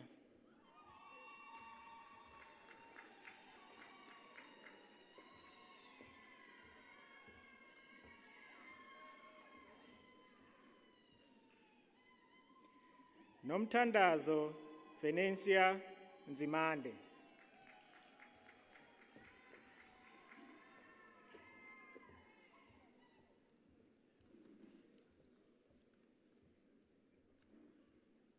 Sinete Mba Shezi.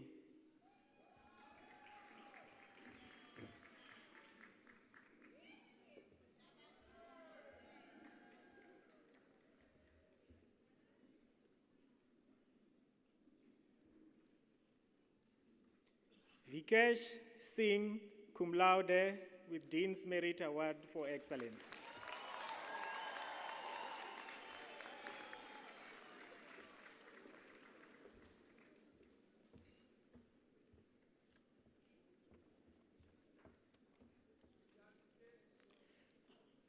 Wongeka Francisca Sitole.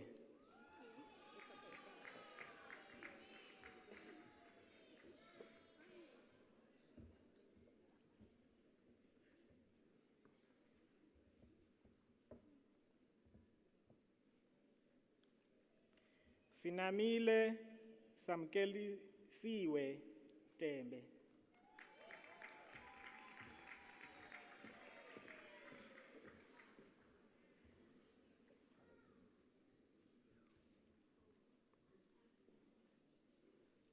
Evidence Elder Asha.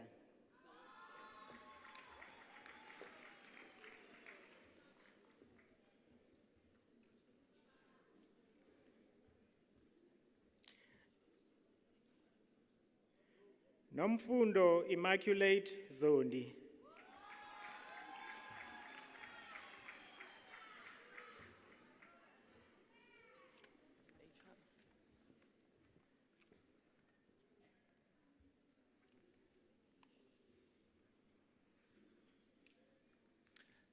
Deputy Vice Chancellor,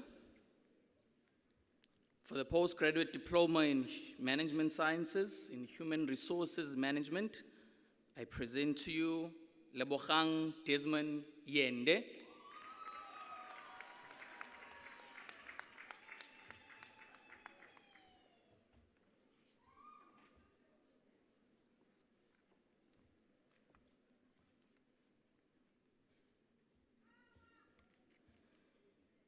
For the postgraduate diploma in Public Management, I present Siyabonga Sibisi.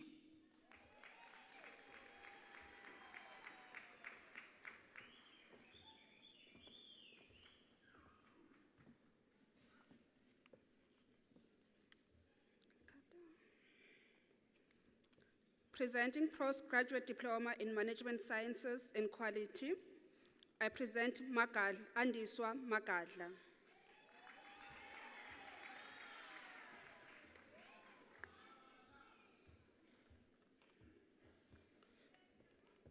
Namani Fundisiwe Miende.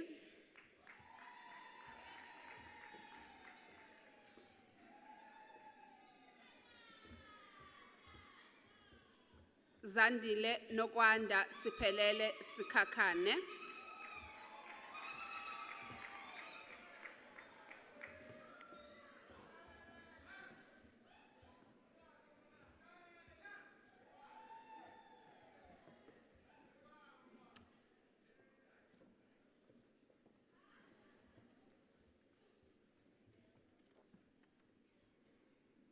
Presenting the Advanced Diploma in Management Sciences in Business Administration, Sbusile Lamulani Buthelezi.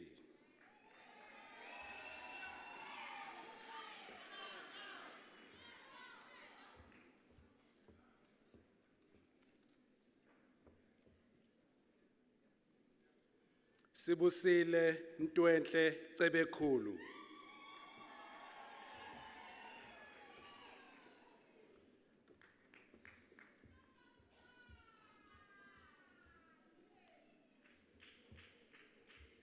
Sandile Cele.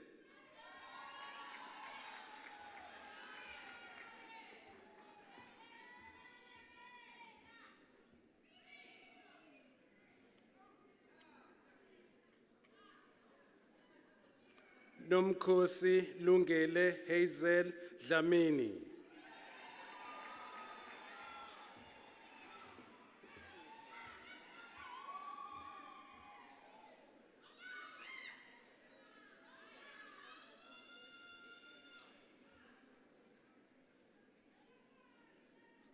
Sicelo Dlamini.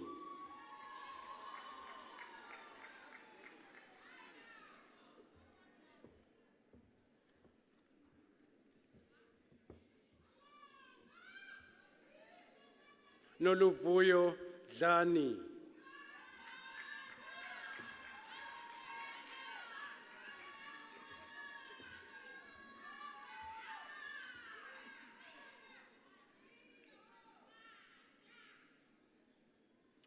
Nolulama Portia Gama.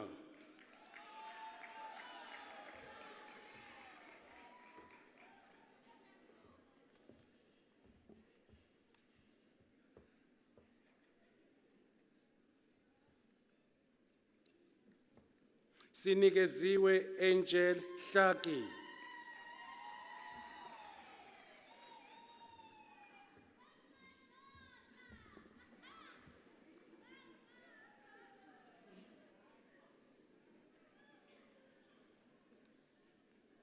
Nombuso Jili cum laude, ladies and gentlemen.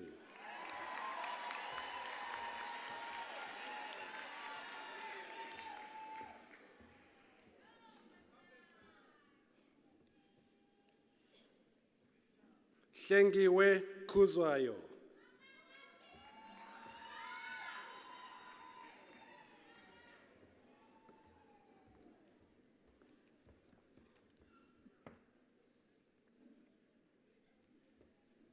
Zamangwane Rejoice Khuzwayo.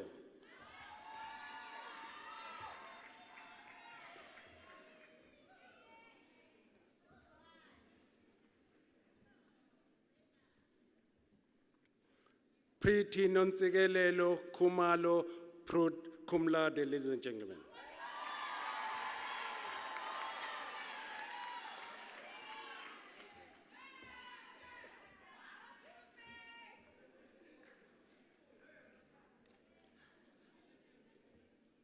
Batutuzile Penelope Lutuli.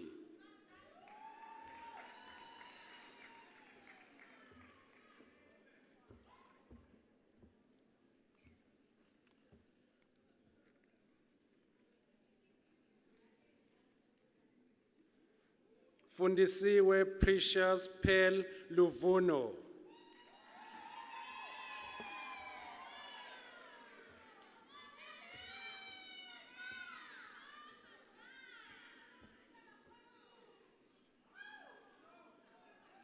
Lihle Notando Madlala, another cum laude.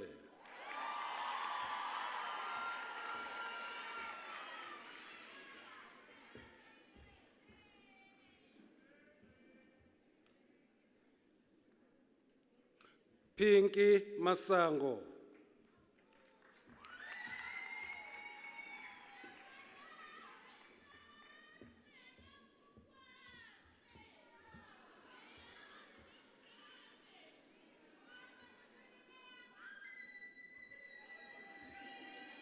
Sinamile Lindiwe Masinga.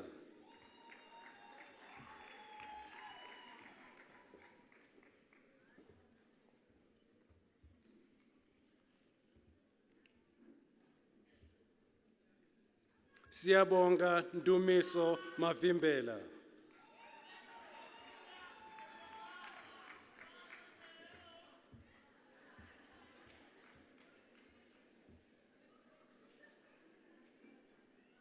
Sibusiso Mbili.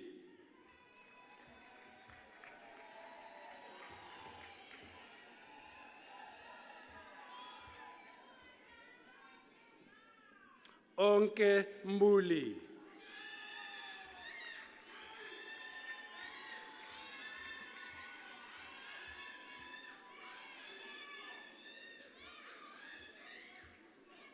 Otembela Sakeletu Menzelwa.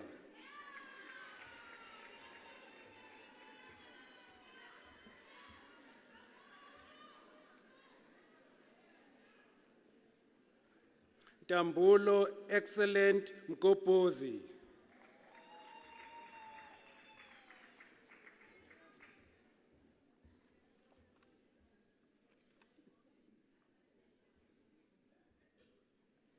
Jabulani Mkize.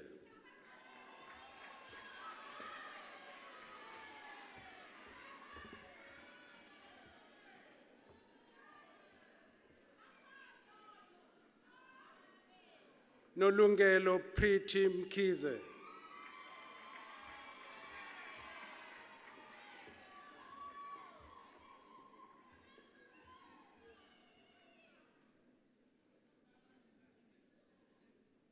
Sabelo Ndabezinhle Mkhwanazi.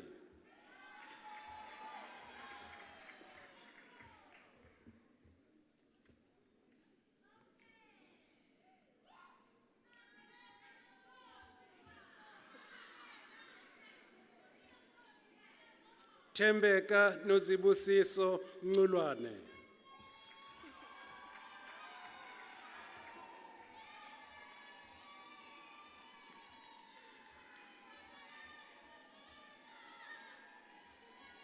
Desmond Maleka Moloto.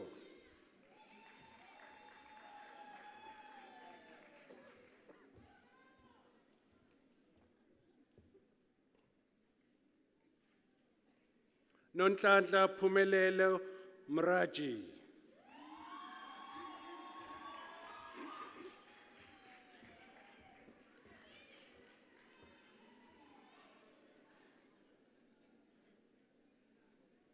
Mbali Mafungwase Mzolo.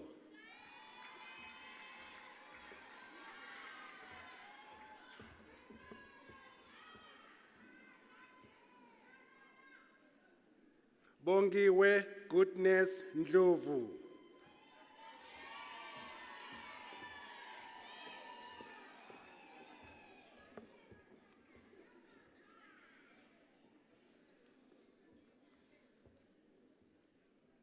Ntokozo Nkwanyana.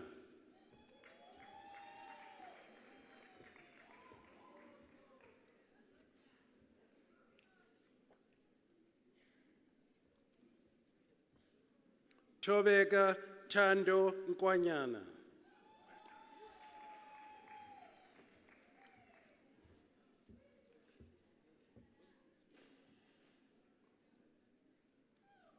Nonqubeko Nonhlanhla Rainet Nondabuko. Nondabula.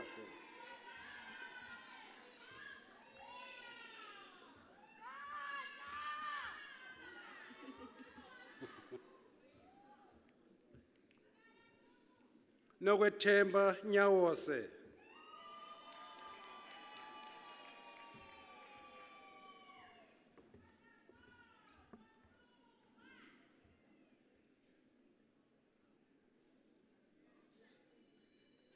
Pumlani Brian Shinga. Cum laude and a Dean's Merit Award for Academic Excellency.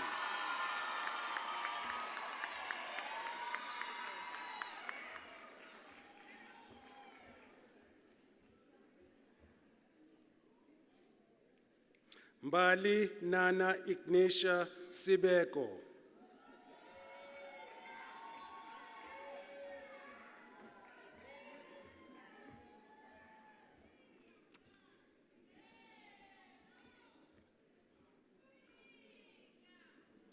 Christopher Mandisa Skosana.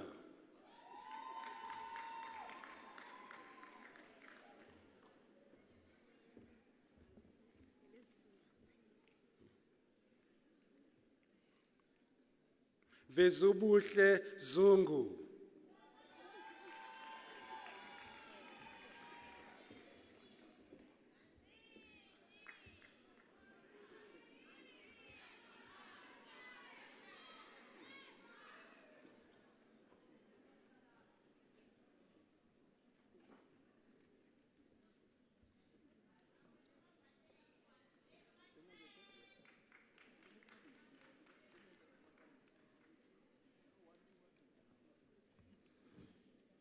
For the Advanced Diploma in Management Sciences and Human Resources Management, I present Anele Tolwethu Mdletshe.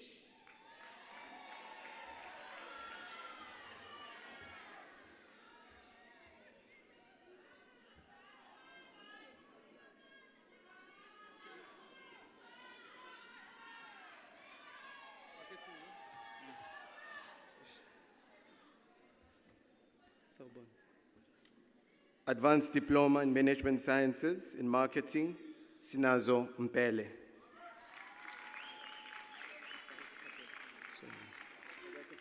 Excuse me. Ntokozo Hatebe.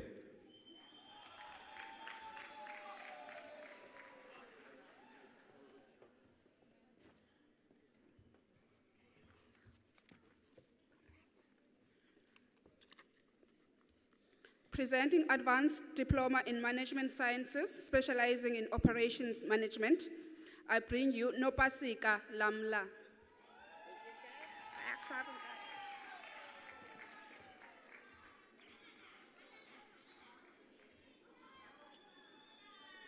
Sizwe Mxolisi Mthethwa.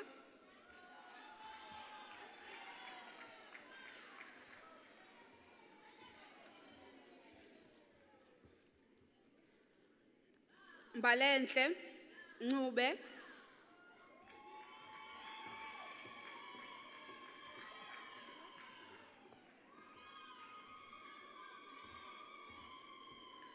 Presenting Advanced Diploma in Management Sciences in Public Relations Management, Samukele Nothile Ngubane.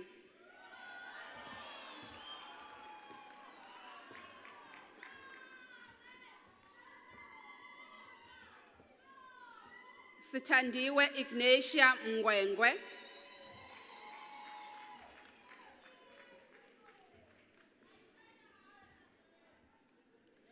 Presenting Advanced Diploma in Management Sciences, specializing in quality, Kyle Nicholas Bressett.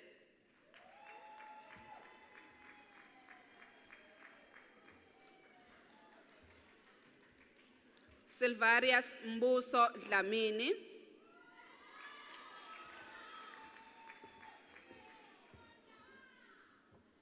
Charlotte Nonzwagazi Gasa.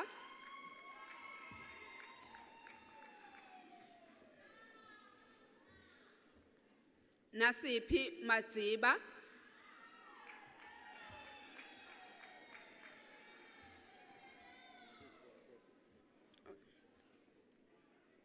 Bonkosi Mazibuko.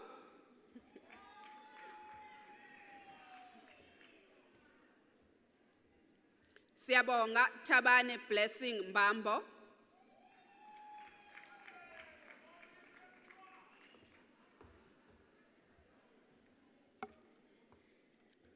Purity Mandisa Bahle Muyazi.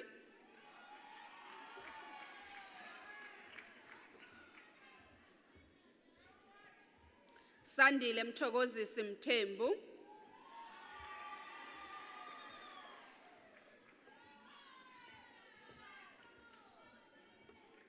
Bongeka Primrose Mzizi.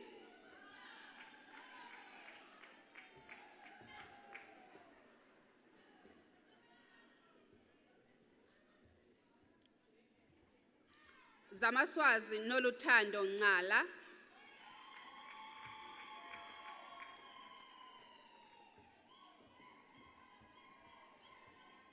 Andile Ngcobo.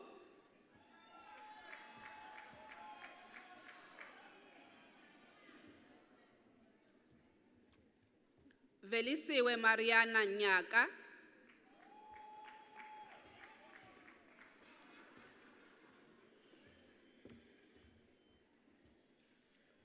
Gogo Sibahle Nzuza.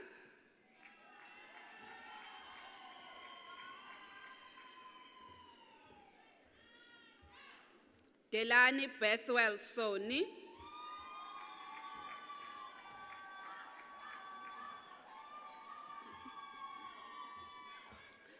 Presenting Advanced Diploma in Management Sciences, specializing in retailing, I present Zamaswazi Dlamini.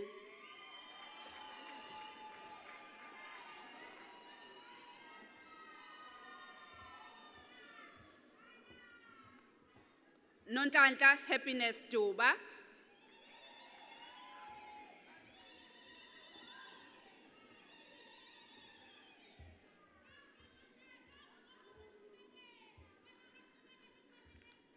Presenting Advanced Diploma in Public Administration,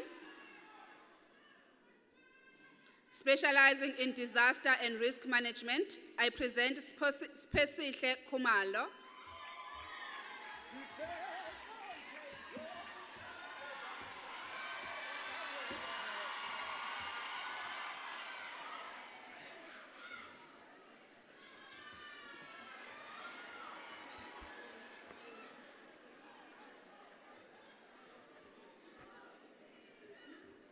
Deputy Vice-Chancellor, it is my honor and privilege.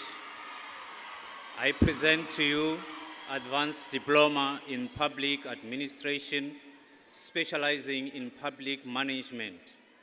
Biase Pindile Precious.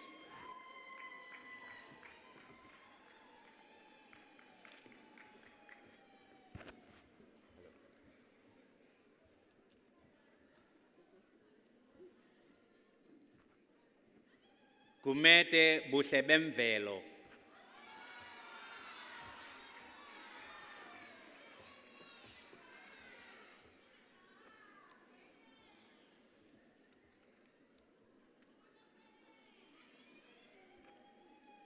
Mdlalose Zamani Faith.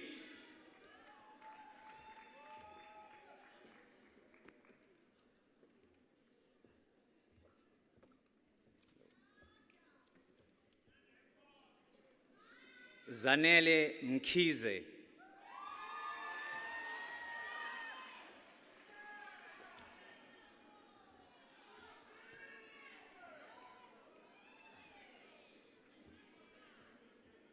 Minenhle Promise Nhlapo.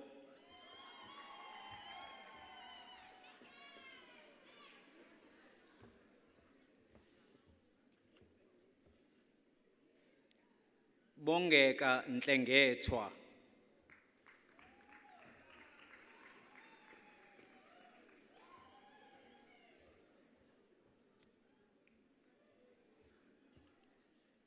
Nozipho Judy Sokela.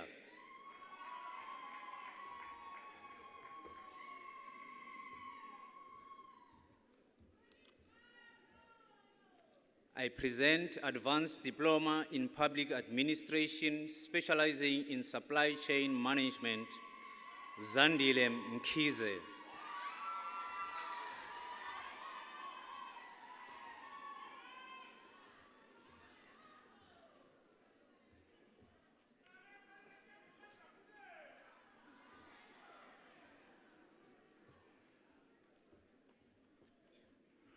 I present Diploma in Management Sciences, Business Administration, Nomfundo Cele.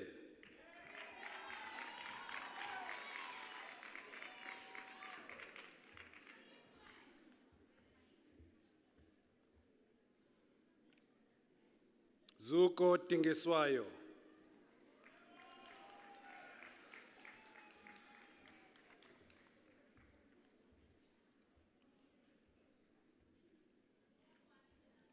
Kwezi Prince Dube.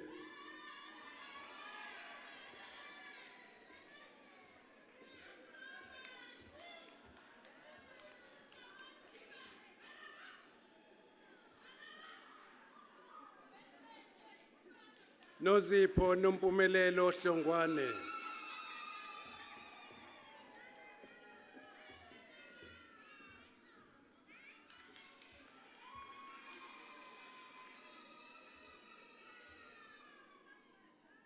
Phiwa Inkosi Thabane Mrena Mafuleka.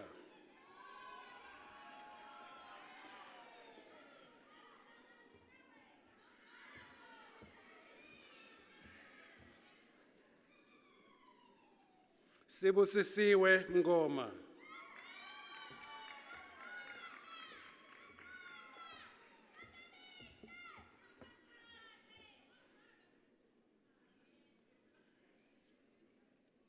Amanda Msia.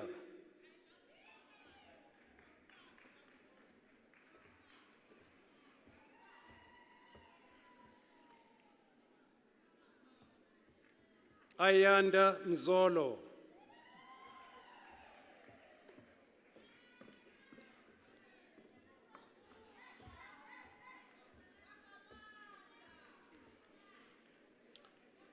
Nontogozo Nyawo.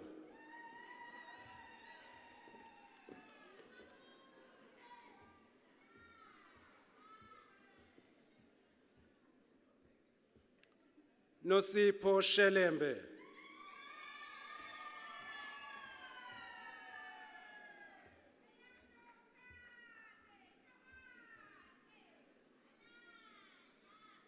Snikeziwe Yoliswa Zulu.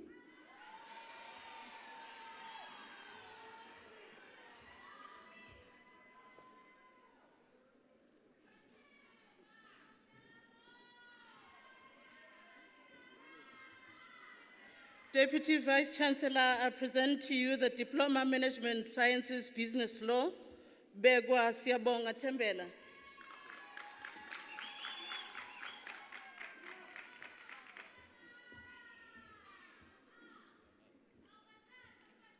Cele Londeka.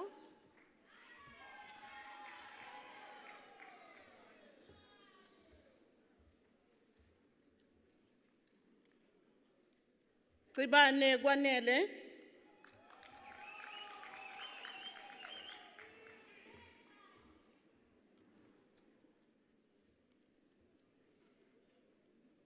Goba Sabungelo.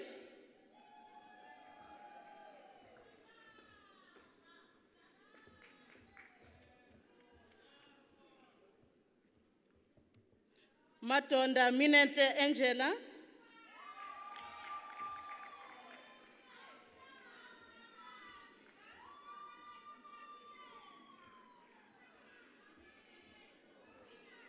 Mapisa Noktolo Nesihe.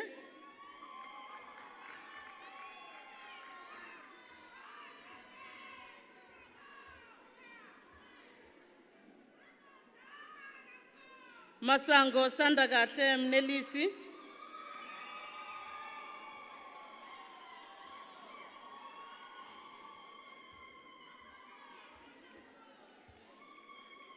Mkijima Mbasa.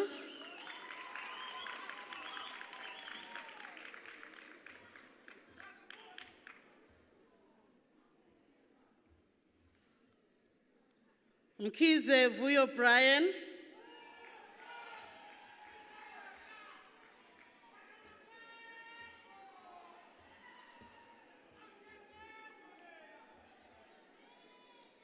Mshengu Anele.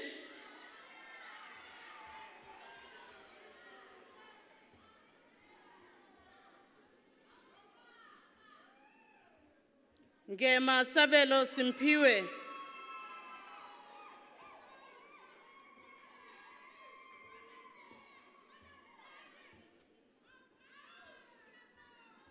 Shandu Tandega.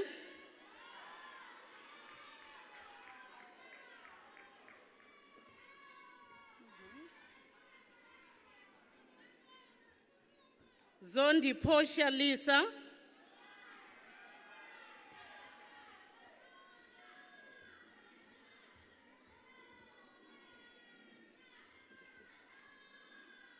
Vice Chancellor, I present to you Diploma Management Sciences, Human Resources, Ndlovu Neliswa.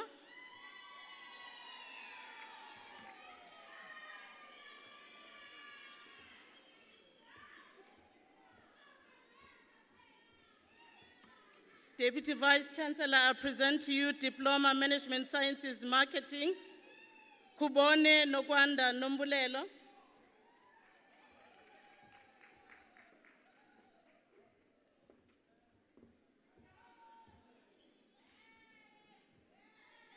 Machola Amanda.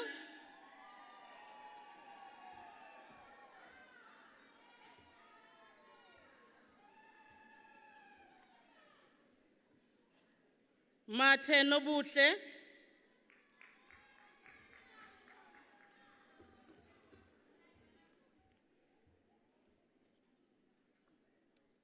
Mbogane Pumlani.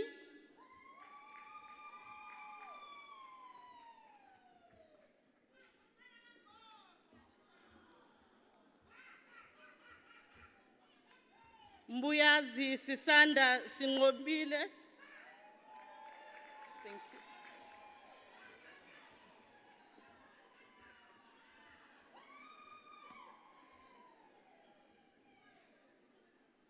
Mdluli Tembega Xoliswa.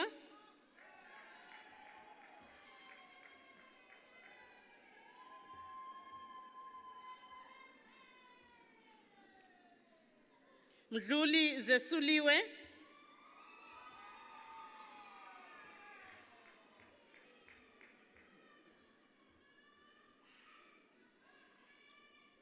Mlambo Siboniso Velenkosini.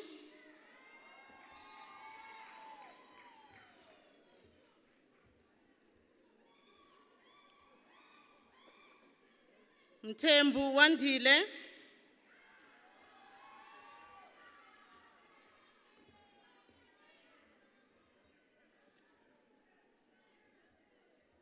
Mzolo Ntutuzeko.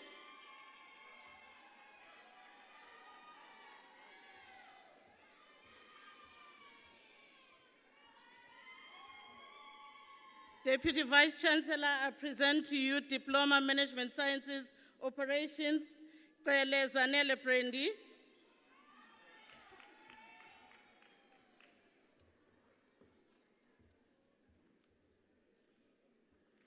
Kili Ayanda.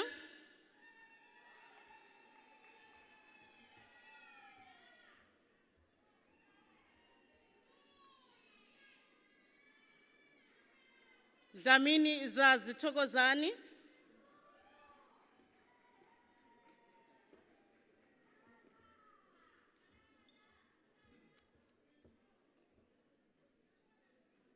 Fihlela Nontsikelelo.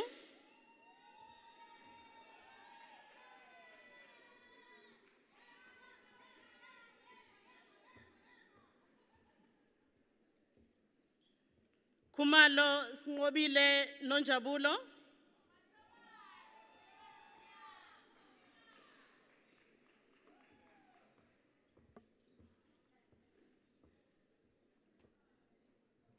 Linda Maria Nogwanda.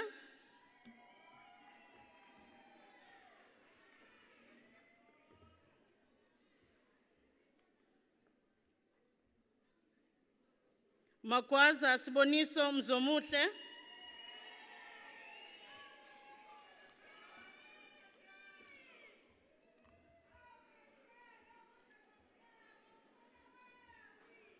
Makatini Siakholwa.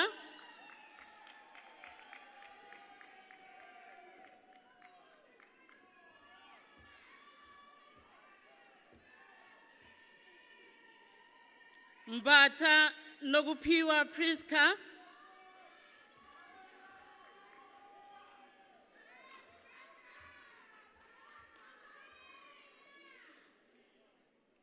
Mkungo Tracy.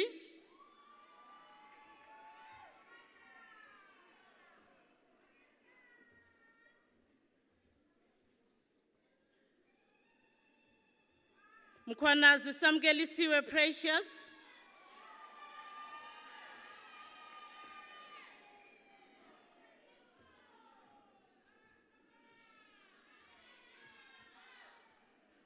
Mgoma Minenhle Noluvo.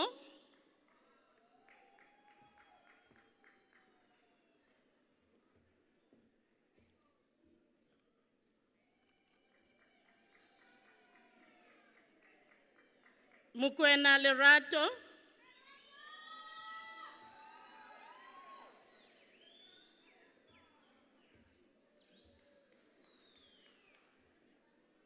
Mthembu Sibonelo.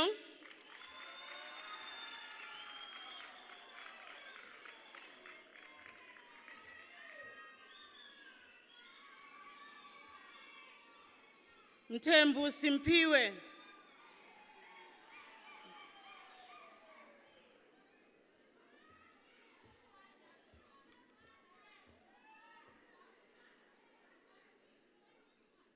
Mchali Novelo Zamile.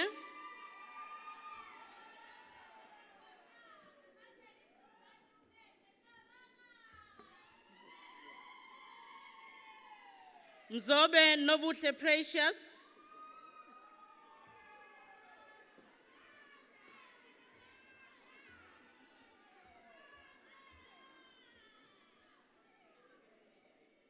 Mkwekazi Impilo.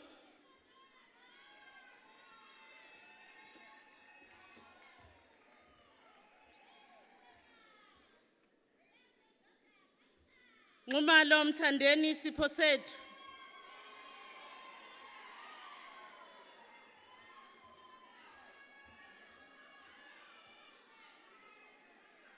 Nyathikazi Thobekile Precious.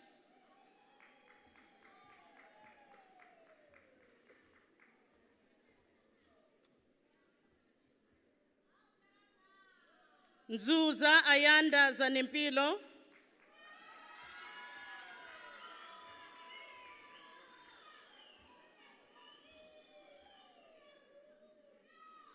Khatebe Nduduzo.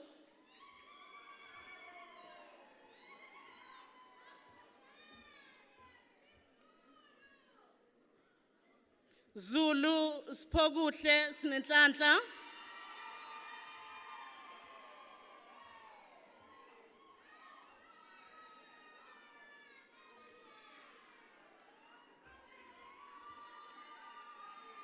Zungu Siyanda.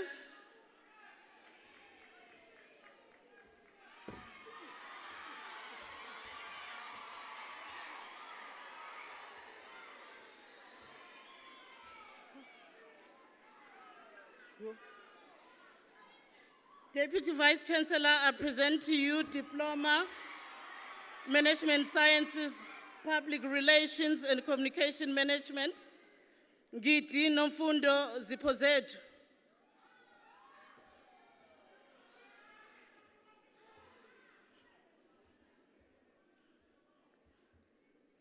Gasa Tamsanga.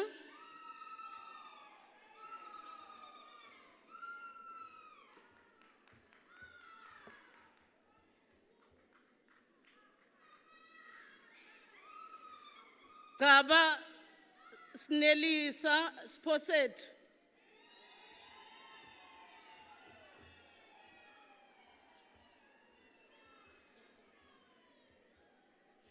Kese Solulele.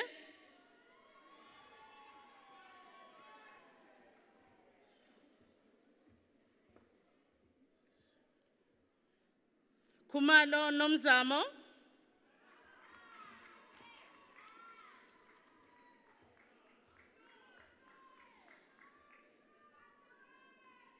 Khumalo Ntuthuko Phiwa Inkosi.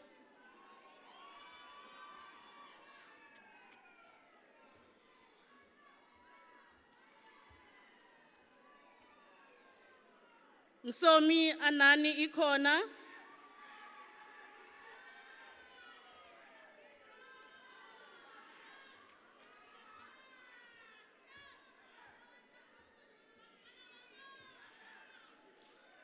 Mthalane Nokubonga.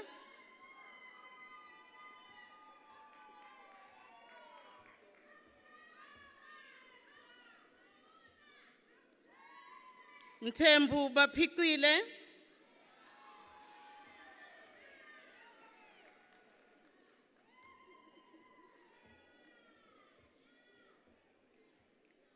Ngobo Langelihle.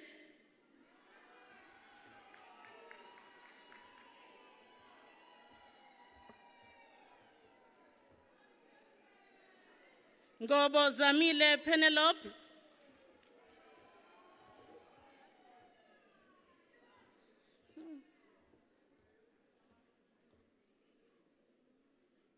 Ngema Nomfundo Lungile.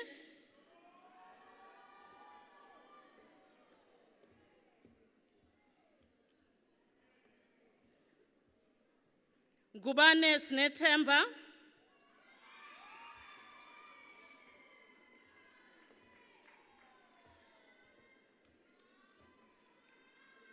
Ntuli Aphiwe.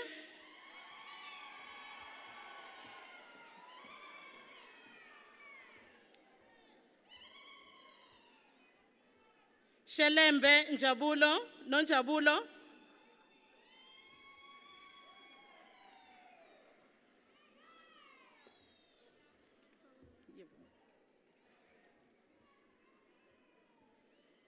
Sishi Letukukanya.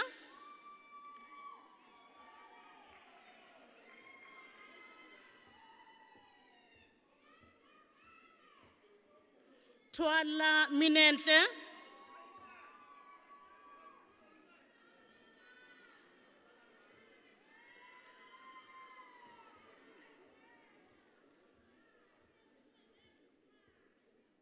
Zulu Zamazulu Asipe.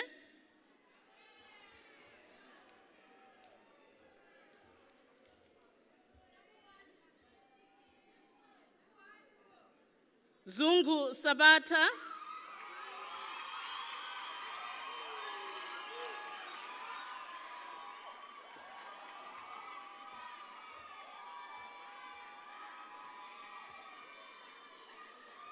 Zungu Sibusisiwe. I'm sure you're tired now.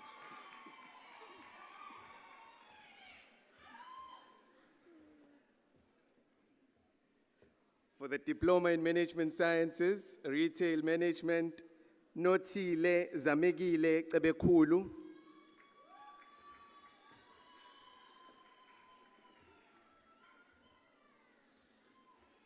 Mxolisi Kwanele Dlamini.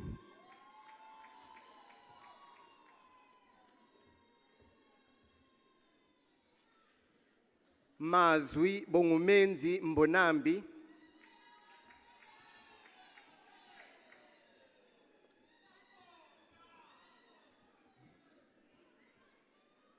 Amanda Mpanza.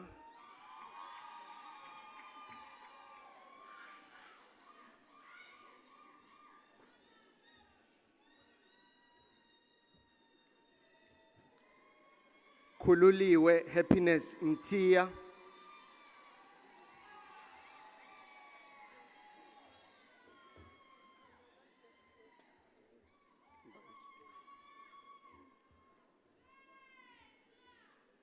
Sabelo Lindani Nene.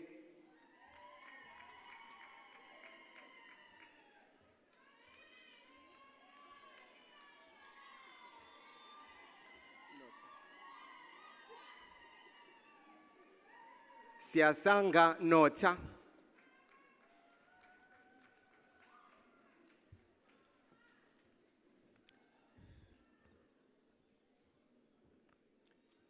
Deputy Vice Chancellor, I present to you Diploma in Public Administration, specializing in disaster risk management. Tandegile Talente Kongo.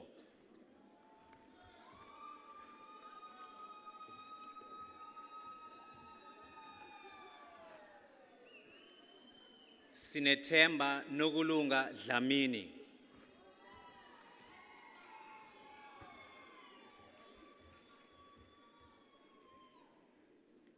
Siphelele Mnqobi Langa.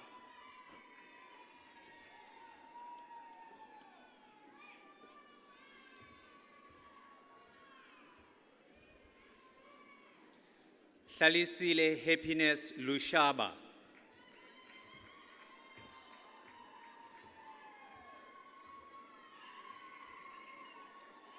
Ntokozo Mzoli Melusi Mthembu.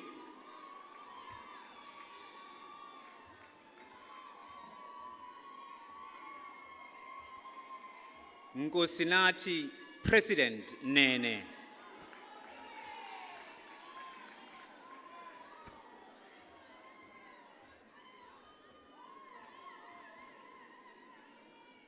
Deputy Vice Chancellor, I present to you Diploma in Public Administration, specializing in public management.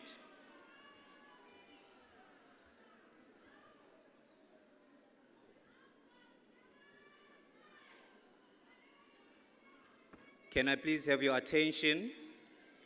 Could you please remain seated until the procession is completed? Siyacela bakithi. Please remain seated until the ceremony is concluded. Thank you. Holy Hlahla Siphesihle Dladla.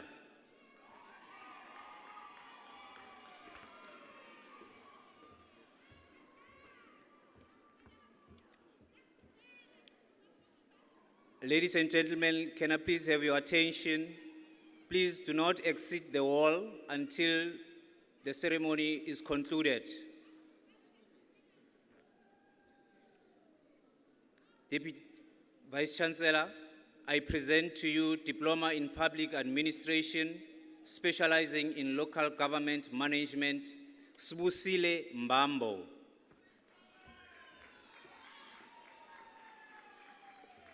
The secretary.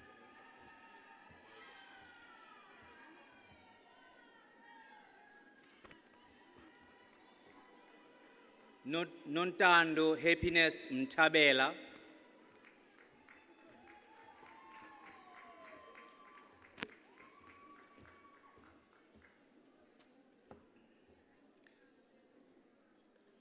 Diploma in Public Administration, specializing in public management, Bengu Amahle.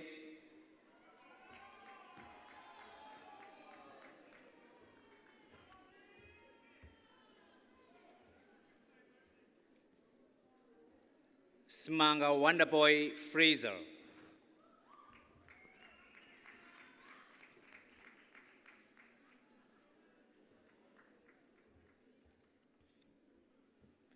Nokukanya Nondumiso Kati.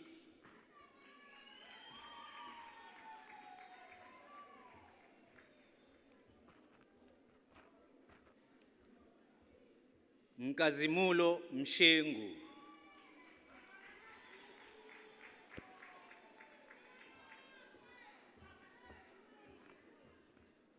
Amahle Msomi.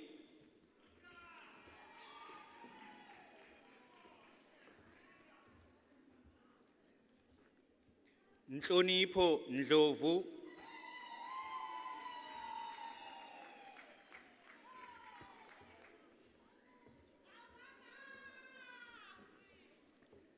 Ngubeko Ntenga.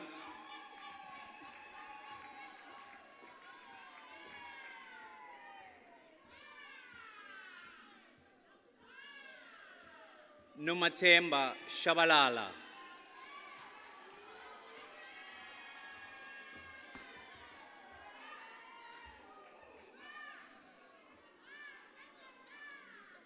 Deputy Vice-Chancellor, I present to you Diploma in Public Administration, specializing in supply chain management, Cebolenkosi Dlomo.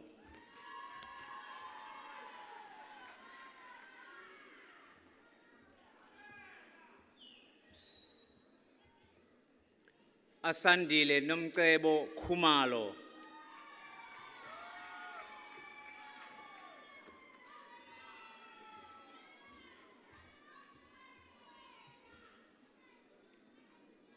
Tembega Snothile Khuzwayo.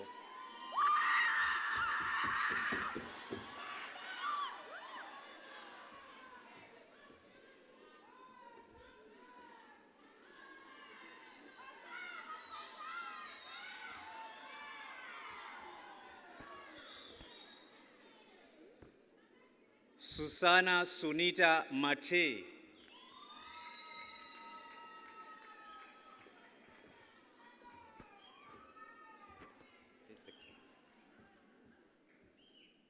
Asande Xoliswa Mbonambi.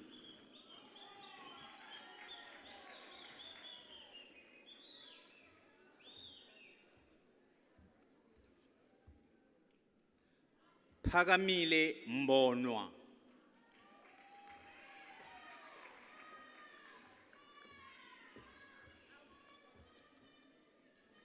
Andiswa Mkhunu.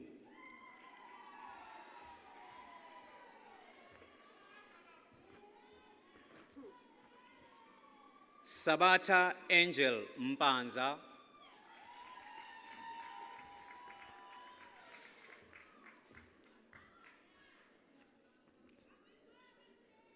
Nomcebo Cebelihle Bright Ndaba.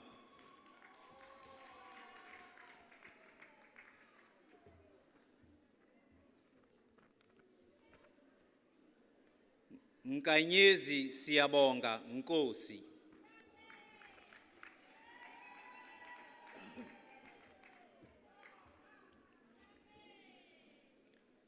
Lindelwa Sibisi.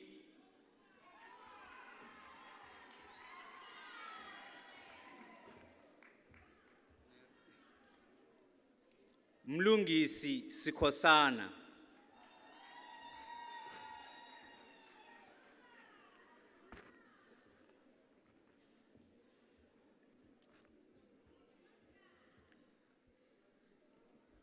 Phezisile Prudence Sithole.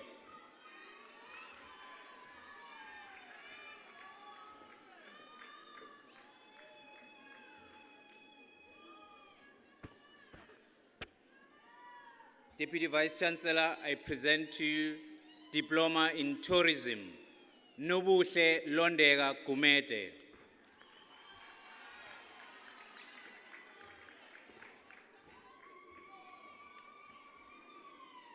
Moses Ngobani Mkungo.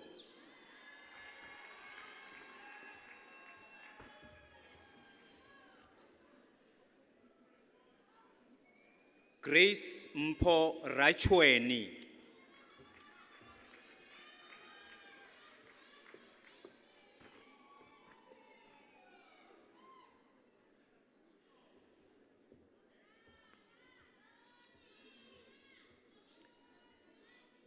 Lungeleni Sindisiwe Gumete.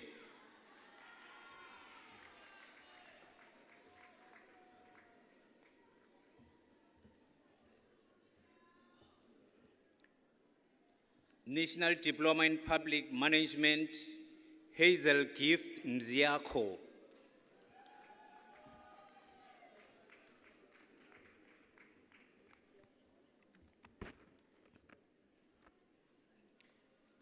Deputy Vice Chancellor, I present to you Higher Certificate in Operations Management in Project Management, Lungani Mfundo Mkize.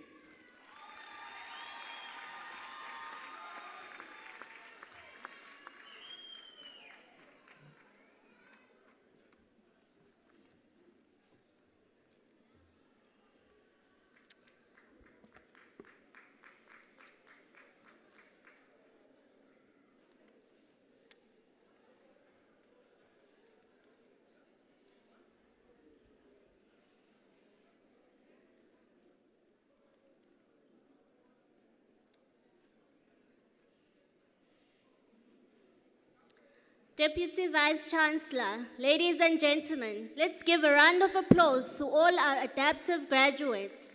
Congratulations to all graduates.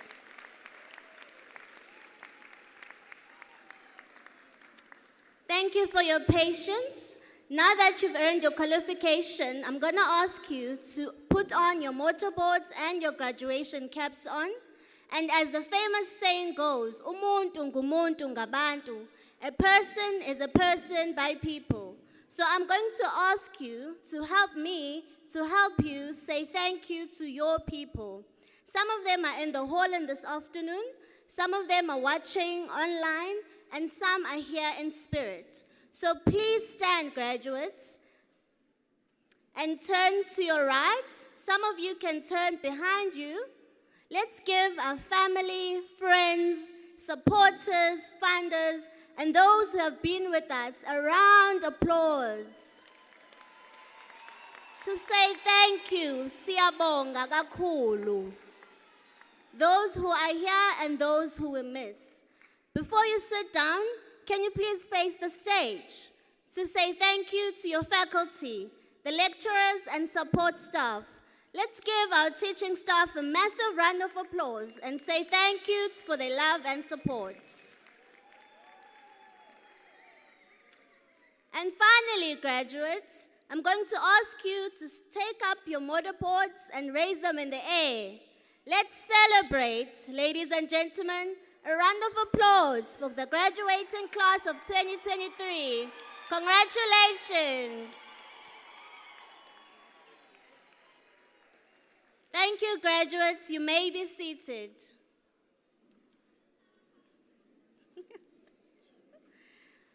We're going to be done in a few minutes.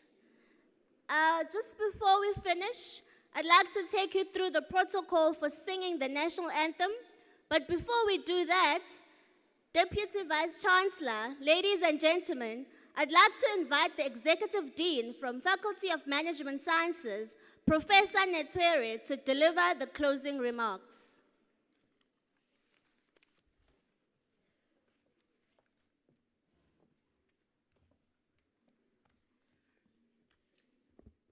Thank you very much, Program Director. I would like to pay my regards to the Chancellor, Madam Nonkululeko Nyembezi in absentia, to the Chairperson of Council, Mr. Wiseman Madinane also in absentia, other members of Council, to the Executive Management Team of the Durban University of Technology, those present and those not here with us today. As the Faculty of Management Sciences, we have done our bit, we have made our mark, we have made the contribution that is positive, tangible, and visible. At this graduation ceremony, we have graduated 35 doctoral students and 28 master's graduates.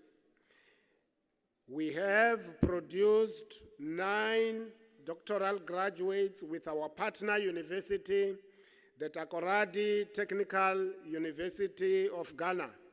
I would like to request the graduates from Ghana to stand for a round of applause.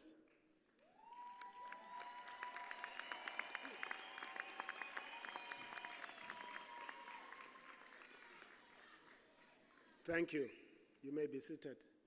We have equally graduated at this ceremony 2 doctoral graduates from our partnership with Makerere University, and I would like to request those from Makerere to equally stand for a round of applause.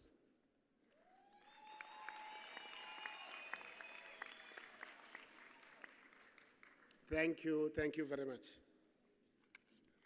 There is a famous quote by Paul Freire, our utmost outstanding academic and teacher from Brazil, and I quote, "Education is either functions as an instrument which is used to facilitate integration into the logic of the present system and bring about conformity, or it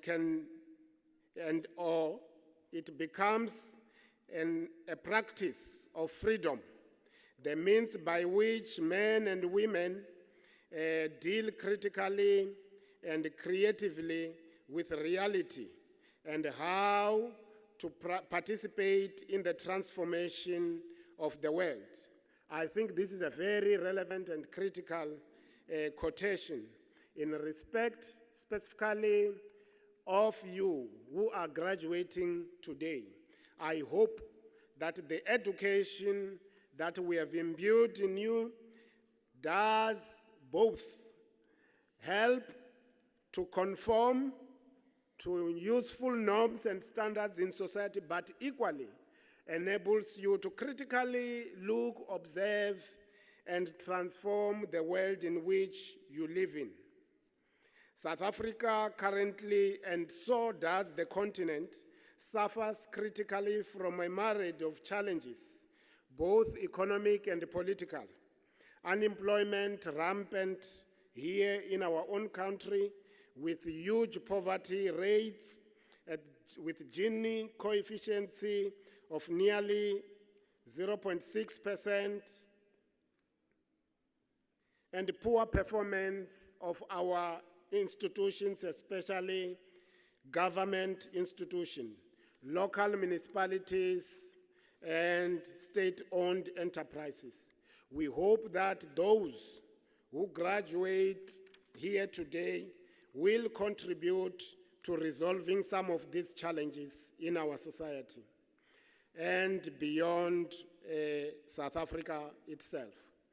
Our strategy of the DUT and Vision 2030 reflects our people will become entrepreneurial, innovative, and adapt to the changing world. I hope the education you received does indeed enable you to integrate in the global society, and that through it you shall indeed become entrepreneurial and innovative, so that among you, you should not look to somebody for a job, but indeed be able to be creative. Such establishments within the DUT as enactors in the Inobis, we hope, have equally assisted you in thinking entrepreneurially and utilizing your own skills to become entrepreneurs of the future. As you celebrate this evening and tomorrow and in the coming few days, I hope, I wish that you will do that with caution, that you will look after yourselves and those around you and not endanger society. I hope that you will continue to look to DUT for further learning, for future lifelong learning. We do have programs, including short learning programs, which are intended for those who are in the world of work.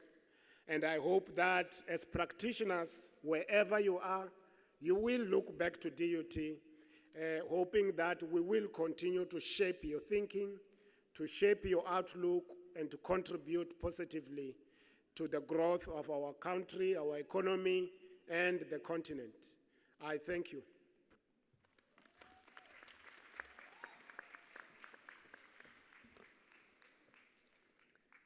Thank you so much, Professor Netwere, for those encouraging words.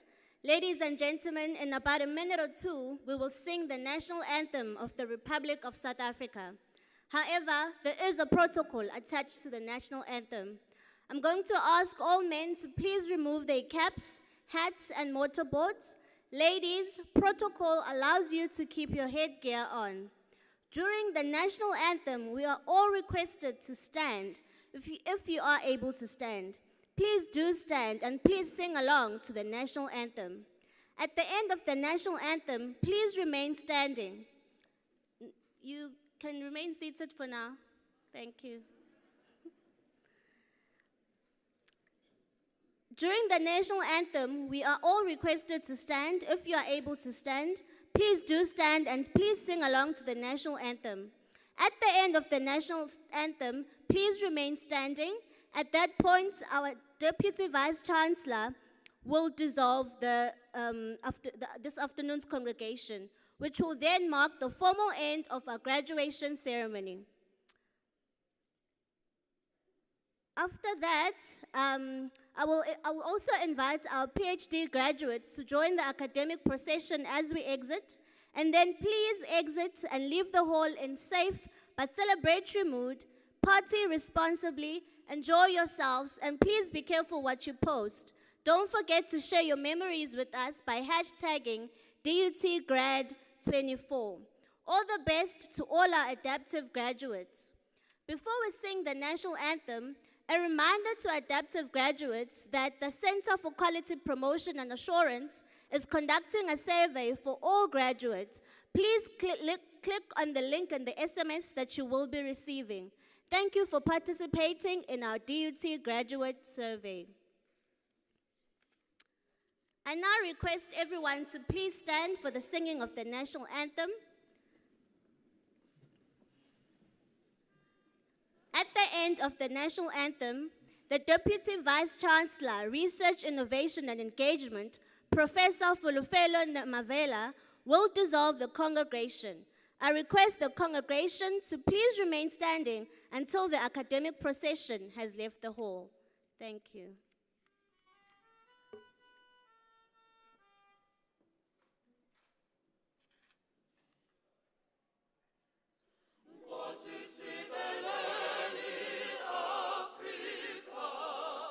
Malu pagani suponolaya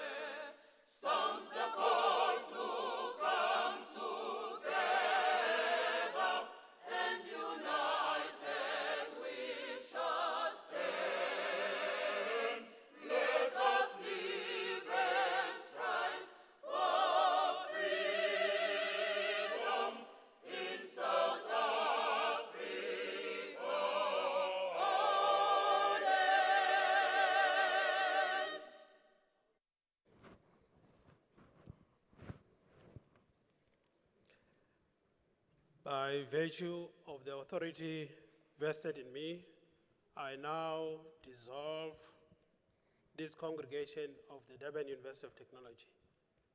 I just wanted to also thank you very much for remaining and respecting this ceremony, as you might have seen others leaving this ceremony. And all the best for those who are going to be celebrating just after this ceremony. Thank you very much.